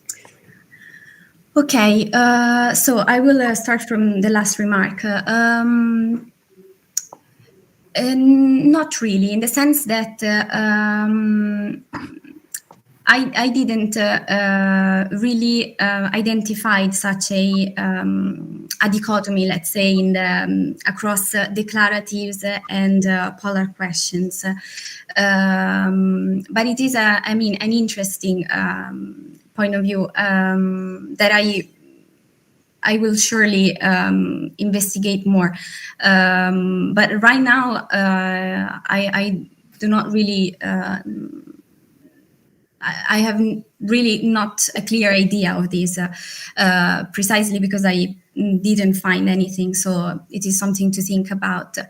As far as alternative questions are concerned, I excluded them from the corpus. I found them, but they were not investigated because in order to have a homogeneous corpus in terms of pure, let's say, polar questions. So, of course, I think they had an additional layer. So I thought that probably it wasn't a good idea to start including them in this kind of analysis. While as far as the type of request is concerned, I think that is a very interesting point. As I said, I did not perform such an analysis, a fine-grained analysis, but I personally would adjust a bit the perspective on this point, in the sense that I think that starting from the assumption that we should find a different in terms of types of pitch accent might be problematic at some point, especially in a language like Italian, because we heavily rely on intonation, and there are studies that confirm that differences in terms of pitch accents in the same type of pitch accent, basically H plus L, for instance, aligned differently, suggests that there is an effect in the shift of the meaning of the utterance, discerning a declarative from a yes-no question. So probably I would be interested in looking at the placement of the nuclear pitch accent within a yes-no question in order to see whether some differences can be spotted across confirmation and information seeking, and also on a phonetic level. I think there are different factors that could be investigated. Okay, yes, actually my remarks were intended as a possible future development, because you already have a lot of material in your thesis. Thank you. Okay, so thank you very much. Maybe if I can, I don't know, ask or make a remark. Two actually. One is your observation concerning this dove, this apparently WH question that in fact is a yes-no once, and you know that it is a yes-no thanks to the prosody. So in other words, you interpret the dove as a free relative construction rather than as a WH question thanks to the prosody. And that's the only way you can do that. And that's quite interesting. So that's one remark. The other remark concerns the averci story, because intuitively one thinks, I think that averci is just avere, okay? So in more colloquial, informal type of Italian, maybe in regional Italian, I don't know. Certainly my regional Italian has averci, and so I understand what they're talking about. So I wonder, while you were talking, why you were thinking that the object should be right dislocated there, because clearly, maybe you meant emarginated or something, because clearly chi could not be the resumptive clitic. Rather, it's more the, so I'm following up on Professor Bianchi's remark, because in something like ce l'hai un momento libero, here we have the object clitic, which is the resumptive clitic for the right dislocated. So in a way, again, I think that you can make a kind of argument that averci is indeed avere. Then it's a nice story to understand why you have this chi, but that's independent, because you see that this is not right dislocated at all. So then it would be interesting in the future work that you will do somewhere, sometimes, who knows, to check the difference between something like your example with c'hai un momento or something like that, with something that clearly is right dislocated, where chi is a locative. So ci vai al mare, and you can hear that the prosody is very different, and there I think it will be right dislocated for sure. So just a remark. Yes. Thank you. Yes, that's very interesting. In fact, I mean, I was thinking about the nature of this chi particle because, I mean, I studied from the assumption that probably there was from the hypothesis that there was an optional clitic operating covertly, probably, but this is not really the case. And in fact, precisely as you said, avere is averci. Now, I think this is an interesting part that should be investigated more precisely because, I mean, I was reasoning in parallel with Roman Italian, for instance, and my initial speculation was precisely that there was a sort of lexical split following the hypothesis by Palgram's 1978. But this is still difficult to account for, especially for considering the fact that the clitic can be extracted from the verb, for instance. So the chi can be extracted. So, for instance, I would perfectly accept a sentence like Gianni ci vuole avere il libro, for instance. I don't know if, but in Roman Italian, not in Standard Italian. I don't know. I have to think about it. I'm not so sure. But anyway, Maria, I don't know. But that's interesting. That's interesting. Yeah. So, I mean, we could talk a lot. It's like an expletive. I mean, locatives often become expletives. So there has been some work in this direction on averci. So that's very interesting. Okay, thank you very much. Okay. We are doing well with timing, I think. So actually, we are even perfect. Majid, Jafari, that's your turn. Yes. Do you hear me? We can hear you. So let me introduce you. Majid Jafari, present the thesis. The title of your thesis, whose title is How Children Accurately Predict the Integration of Incoming Words into Phrase Structure. Yes. The supervisor is Professor Casey, and I am the co-relatore. So thank you. Your turn, Professor Casey illustrated to us your work, and now it's your turn. Yes, but I have a question first. All right. Okay, my work is quite complicated, so I need time because I had 3 experiments and divided by 2 experiments a lot to elaborate. But I do my best to get the summary. It takes like 20 or 25 minutes. Is it okay? No. All right. You should try to stay. I mean, the others were instructed. Maybe we did not instruct you as well. I'm sorry. To stay at about 10 minutes or so. So try to. Yeah, because I don't want to diminish the quality. So, all right. Okay. Okay. Let us start.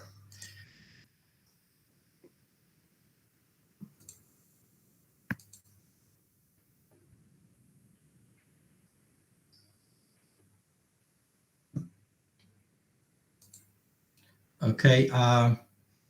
Do you see my screen? Yes. All right. Yes, we do. All right. Okay. Today, I want to talk about how children form a sentence, and we compare it with processing a phrase in artificial neural network. Here's our plan. First, we cover some background of our work. Then we continue with experimental tools and data and carrying on the result, and we analyze and discuss it. And ultimately, we provide a summary of the research. RNN, first invented by David Romer Hart, and in general, RNN and recurrent neural network is a class of artificial neural network where connection between nodes form a sequence. And in general, RNN have a memory to process the variable length, all the sequence input, and it is appropriate for the machine learning problems, and connected to the like a time series of speech, text, and much more. Along all advantages and disadvantages of RNN, one of the most important weakness of RNN is that it only uses the information that is earlier in the sequence to make a prediction. For example, as you see, the cat which already ate meat was full, and the cats which already ate meat were full. It's not clear what cat connected to the verb was or were, and this is one example of when language can have a very long-term dependency. So this is the problem for RNN.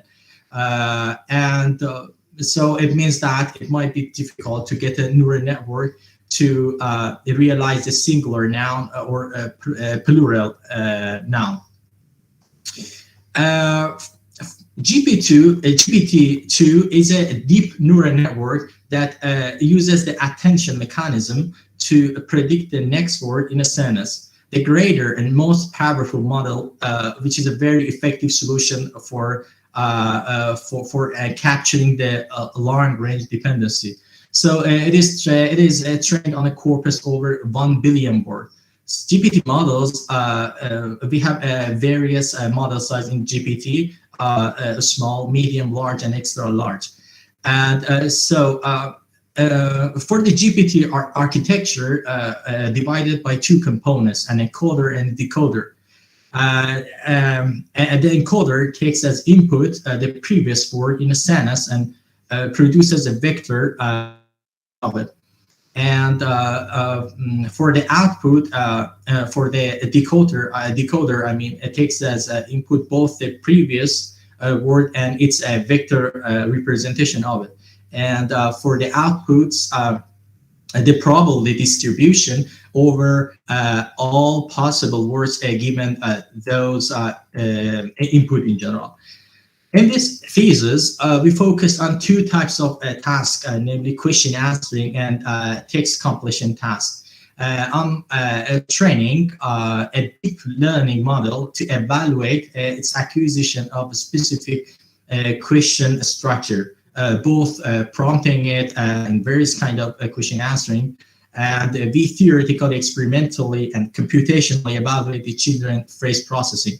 We use the GPT on question forming answering, and we actually fine-tune and train a conversational model and extracted child-directed speech. In the text completion task, we present the prefix text to the system and tell it to make the following word or phrases, whatever. We will provide a sentence as children are doing in the corpus and see. We will see the proposed continuation. To obtain the data needed, we start to gather the data from child's database. We fine-tune it and train it model in this part. And we use the standard text creation approach to generate questions and text completion task. We program on Python and we are using a Google Colab notebook. We provided 3 types of experiment at this phase. These studies concentrate on a communicative interaction and are based on the child's database. So now let's consider our experiment. In this phase, we are trying to take some inputs from adults, which is an investigator, and we will see the predictions or if somehow in line with the child answers or not, and also for the GPT. Furthermore, we will cover various failures like problems in understanding object double-edged question as opposed to the subject double-edged question, and also intervention. The GPT system in general evaluated by asking a series of questions and assessing it, evaluating it as a phrases responding to the question. We will do this as a question answering session with various models, and the system output sentences are if the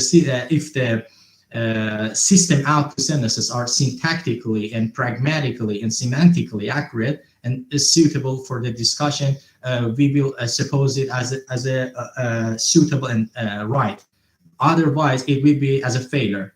And after that, in text completion task, we will try some analysis at what the child is doing, and we will test the GPT model for the continuation of the sentence.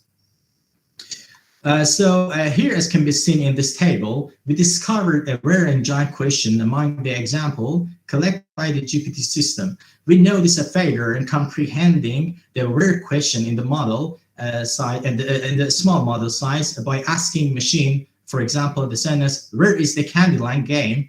and observing the answer produced by the system in the different models. The data obtained in a small model size was unsatisfactory. The model provided a better response when the parameters were increased to medium and large parameter, showing that by increasing the model size, the probability of obtaining a satisfiable answer was improved. On the other hand, because the kid in our child's data set is 6 years old, and children at this age can understand double-edged questions and aware of the syntactic structure of the Gödel grammar and also double-edged question movements, we expect them to able to answer this. And as we can see, the kid answered correctly.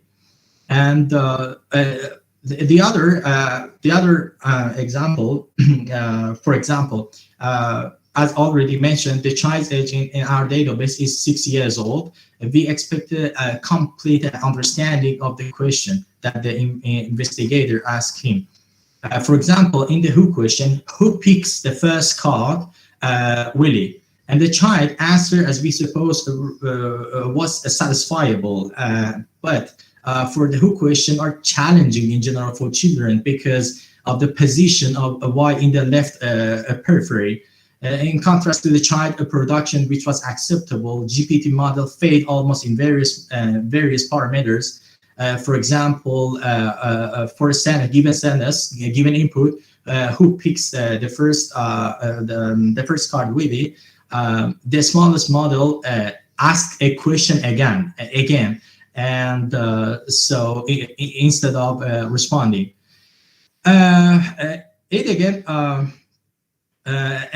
another parameter like medium and the grade parameter, we get a better result.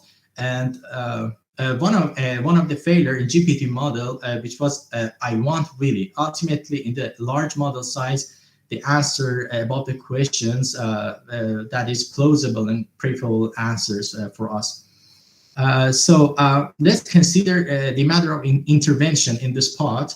Object creatives, as we know, are considerably kind of harder than subject creative. And here we try to apply some problematic object creative question to test the GP2. For example, take the sentence, which dog does the boy hug? The response in the various model was neither relevant or coherent. This result in have problems in understanding. It shows that the intervention also impacts the output of the system. So according to the relativized minimality, when Z intervenes a local connection between X as a target and Y as origin cannot occur. And so we will see that Z is a key choice for the local connection in this case. Here we calculate children's knowledge of subject double-edged question, object double-edged question, and who question using our child's corpus over to 50 double-edged question sentence at the age of 6, and tracks the number of accurate comprehension for the each question.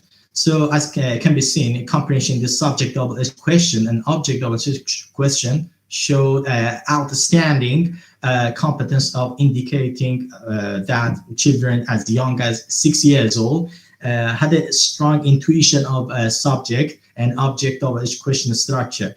Also, the who question, regarded as a final double-edged question that children learned, received positive response. On the other hand, GPT system performance was good, but not better than that of children. The understanding of who questions are better than the others, which means that the performance generating this type of question is perceivable. In this section, we will focus on some sentences of what child is doing, and we will see as a continuation of the completion task. The model can generate a sample from various prompts as human-like expression and demonstrate almost coherence over the text. Nonetheless, we have seen different failures, such as repetitive questions in response to the continuation of the given sentence. And for example, it's in the other room. For example, for the sentence, it's in the other room. Although we increased the parameter to the large one, so we found that it gives a better result. And another failure was topic switching. For instance, in the given sample to the system, as the sentence, which penguin do you like best? As it is evidence, our question is regarding the penguins, but none of the signs is relevant to our topic. For instance, in the small one is talk about Super Mario, and the medium one is talk about shows and the music, and in the large one, color and quality. Syntactically, we compute the level of accuracy in the GPT text and completion text. The accuracy increases when the system output generates the closest and most coherent one. We found that the system in a small model size couldn't generate accurate one for the regarding to the topic. And as we amplified the parameter to the medium one, the model gave a better result, and also the best result has been achieved by the large parameter. Now let's move on to our second experiment. We will focus on some ill-formed child utterance, and we evaluate the ACLES questions to see the prediction of the model.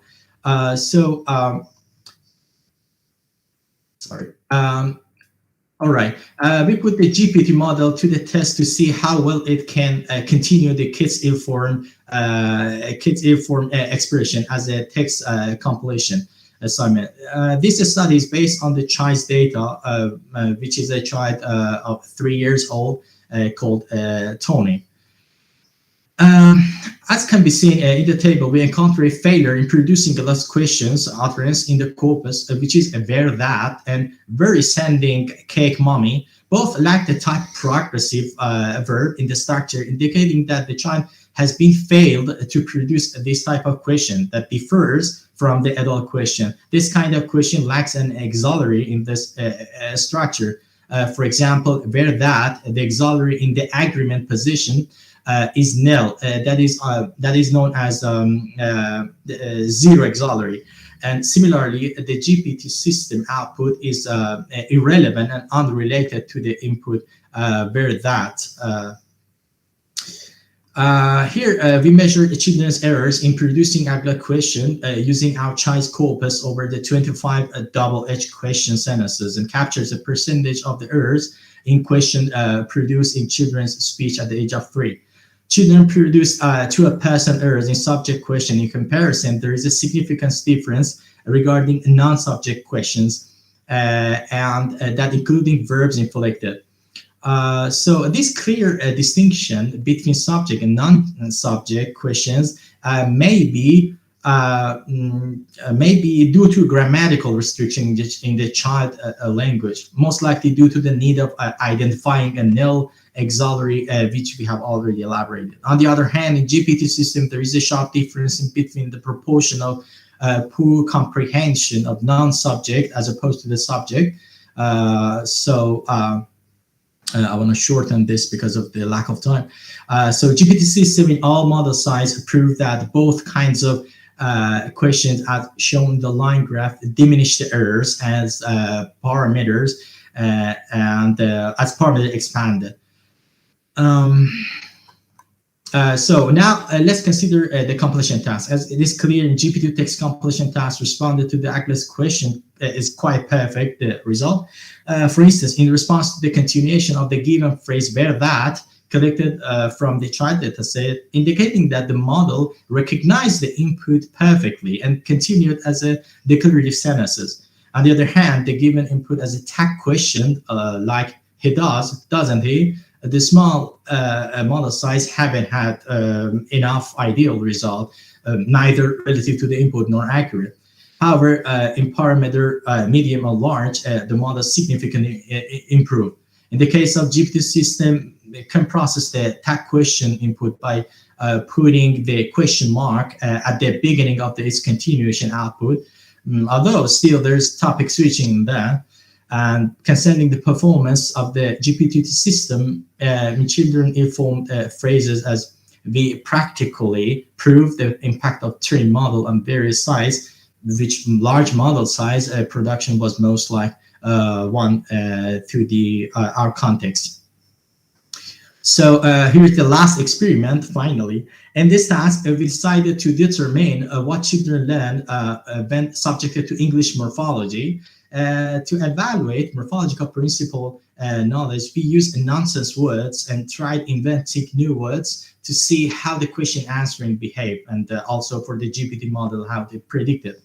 After that, we tried these made-up phrases to put the GPT to see its continuation. We examined plural, past tense, adjective, singular, possessive, and third person singular in children and GPT model. Let's consider the third person singular, for example, the word nas. Children at the age of 5, because our database, the children is 5, and have verbs in their vocabularies that include the 3 plural allomorphs like s, z, ez, and can employ them. Children in this test perform poor performance, affirming that the kids have a lot of success adding s or z, but they have failed to add ez. So another example is derived adjective quirky. The experimenter tried to elicit comparative and superlative ends with the adjective quirky, but none of them overcome with this task. So since no one had ever informed him what it was, like children, the GPT system couldn't elicit an ideal result.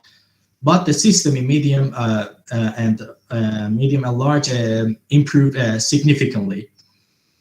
As it clear in the table, children showed a good production in the plural and a singular possessive, which is higher among the other. Similarly, past tense and third person singular have the same rate. In comparison, this is a sharp difference in regarding the production of adjective in children, which is solely full person, indicating that the children have poor comprehension producing adjective, which is not their morphological knowledge. On the other hand, GPT in both small and model size lacked comprehension of nonsense word of questions with 0 and a large parameter solely 10%.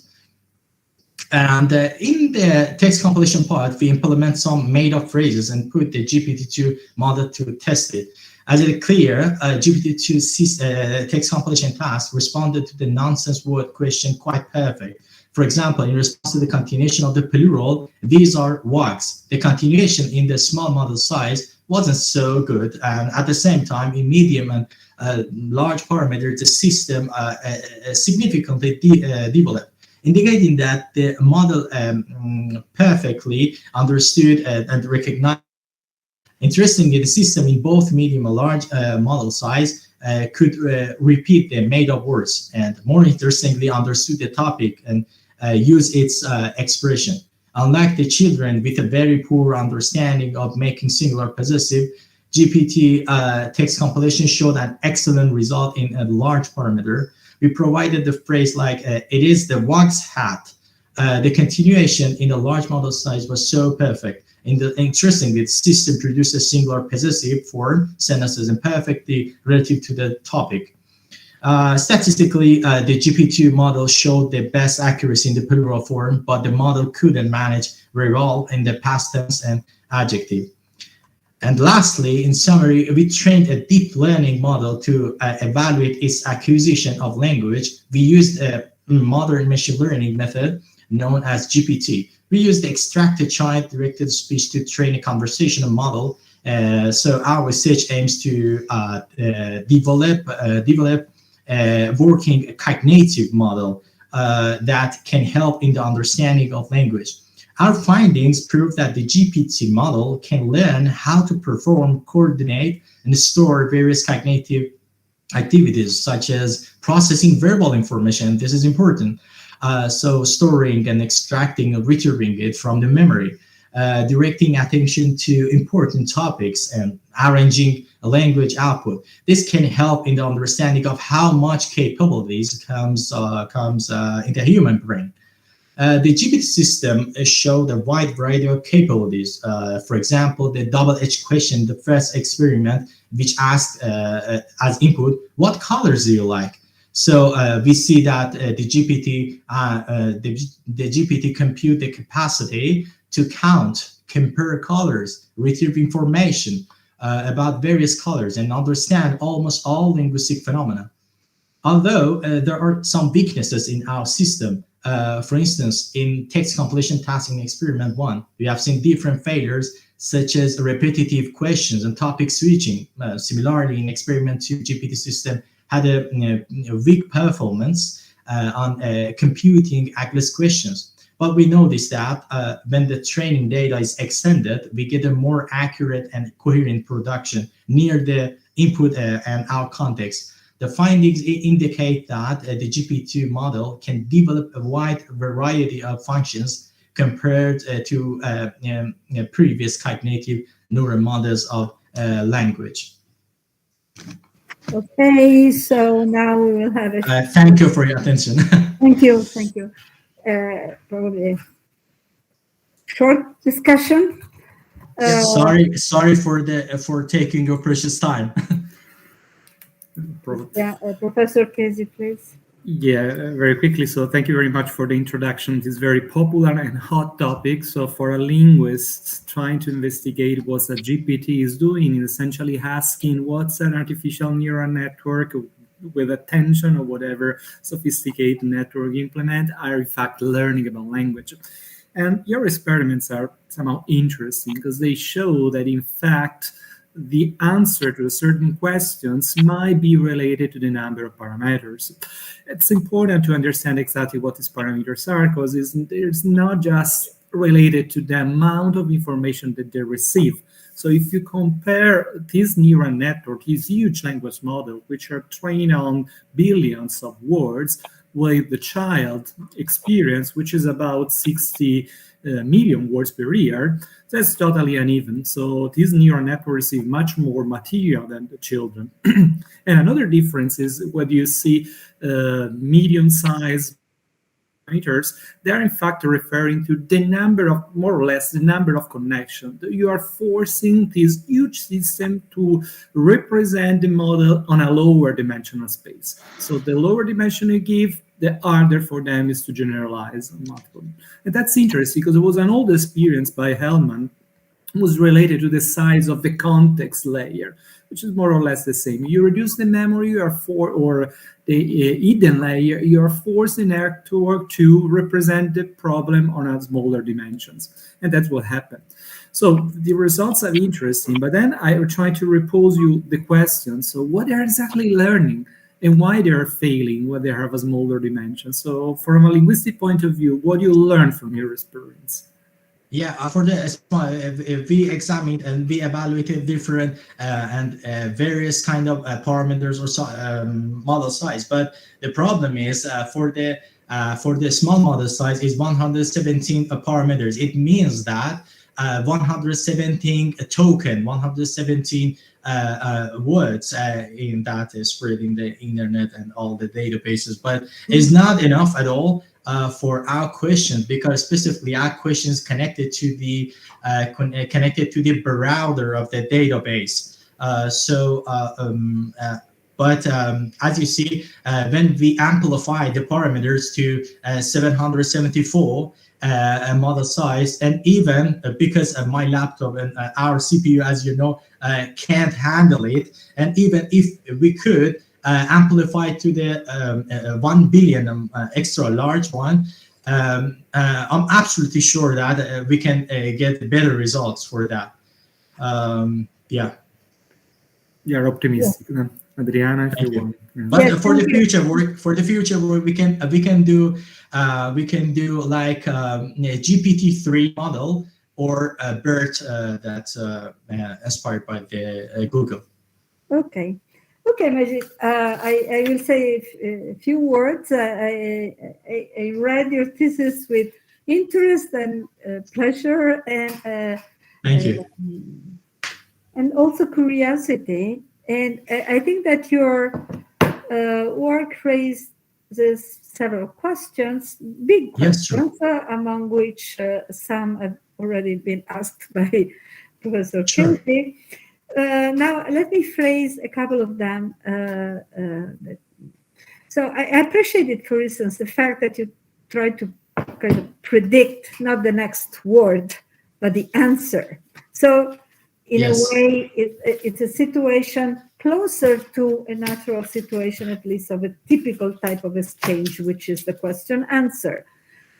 On the other hand, I wonder what it means exactly to predict the answer, because yes, you expect some answer given a certain situation, a certain context, and so on, but it's different. I mean, it's much more open. So that's one question.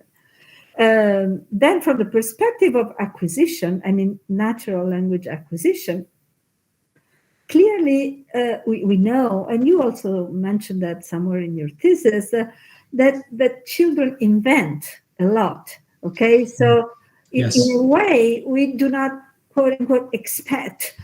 I mean, we do have expectations, but often they are not met because they do something else in a Yes. kind of systematic way, maybe options that are valid in other languages, as you mentioned in your thesis, or really using the ingredients of their own language and just putting them together in a way which is slightly different from the adult Yes. target language. So I guess that my question is, how does your type of work, what you think, that your type of work contributes to the question of what is the relevant input for acquisition? All right.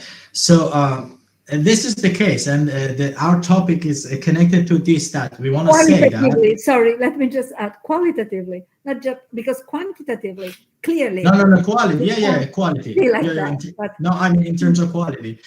Qualitatively, we know that, and this is the case because children processing of mind is different than the machine. Okay, so for the machine, okay, all right. When you ask, when you give an input as a sequence of sentence, for example, the machine processing over million or billion of the sample, and it gives you the result regardless of any background of the context. So but the child trying to get a grasp of the context of the situation. So we want to say that they totally work differently. And so they work differently. So because the children make an input and as you said, trying to invent many words, but for the machine, as we as we they saw invent that actions. So this is even more interesting than inventing words. So yes, but as you said, I will add another question, another information for the first part. That, for example, for the GPT, you said it is not a prediction word. It is an answer. It's a prepared answer, but it's not true. When you go through, I don't have enough time to say that, but when you go through the, inside the computation thing in the GPT, it will be one of them. For example, the robot can identify will be as an input and output, the probability of the output identify the input, and little by little, one by one, it will be like a second or less than a second that give an answer. And we, as an output, we think that okay, is a preferred just answer. But yeah, computationally is like this. Okay, well, thank you. I think these are You're welcome. crucial questions. You're not supposed to know the answer because I think that nobody knows the answer. So Thank you. this is a contribution towards. Okay, Thank you. so we now take a short break and Sure. we meet again in say 5 to 10 minutes at most, and Sure. we do the proclamation. Okay. Sure. Thank you. Thank you, Professor.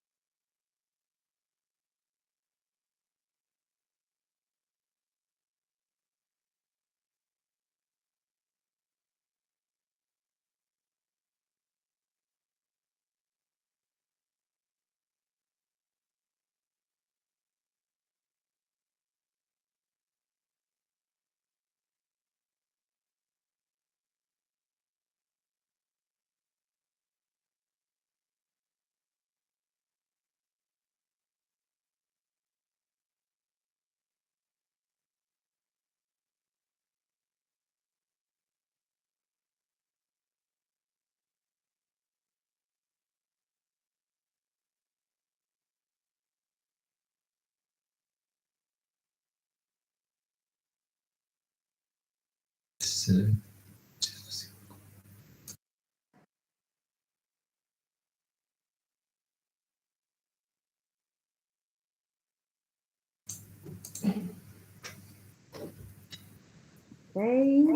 so we are back. So Alessandra Russo, given the results of your academic career, this commission has approved, there is a microphone. Okay, this commission has approved your degree.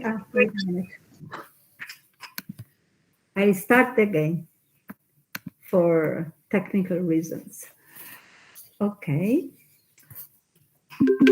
So, Alessandra Russo, given the results of your academic career, this commission has approved your degree examination with a score of 110 out of 110, cum laude. Therefore, Thank you very much. powers conferred in us by the Chancellor and in the name of the law, we proclaim you Dottore Magistrale in Language and Mind, Linguistics and Cognitive Studies, and we congratulate you. Thank you very much. Okay. And now, Majid Jafari, given the results of your academic career, this commission has approved your degree examination with a score of 105 out of 110. Therefore, by the powers conferred in us by the Chancellor and in the name of the law, we proclaim you Dottore Magistrale in Language and Mind, Linguistics and Cognitive Studies, and we congratulate you. So we are happy when you are done. Thank you, Professor. Okay, so bye, and hope to see you in some way, somewhere, sometime. Bye. Thank you. Bye-bye. Bye-bye. Goodbye. Congratulations. Okay.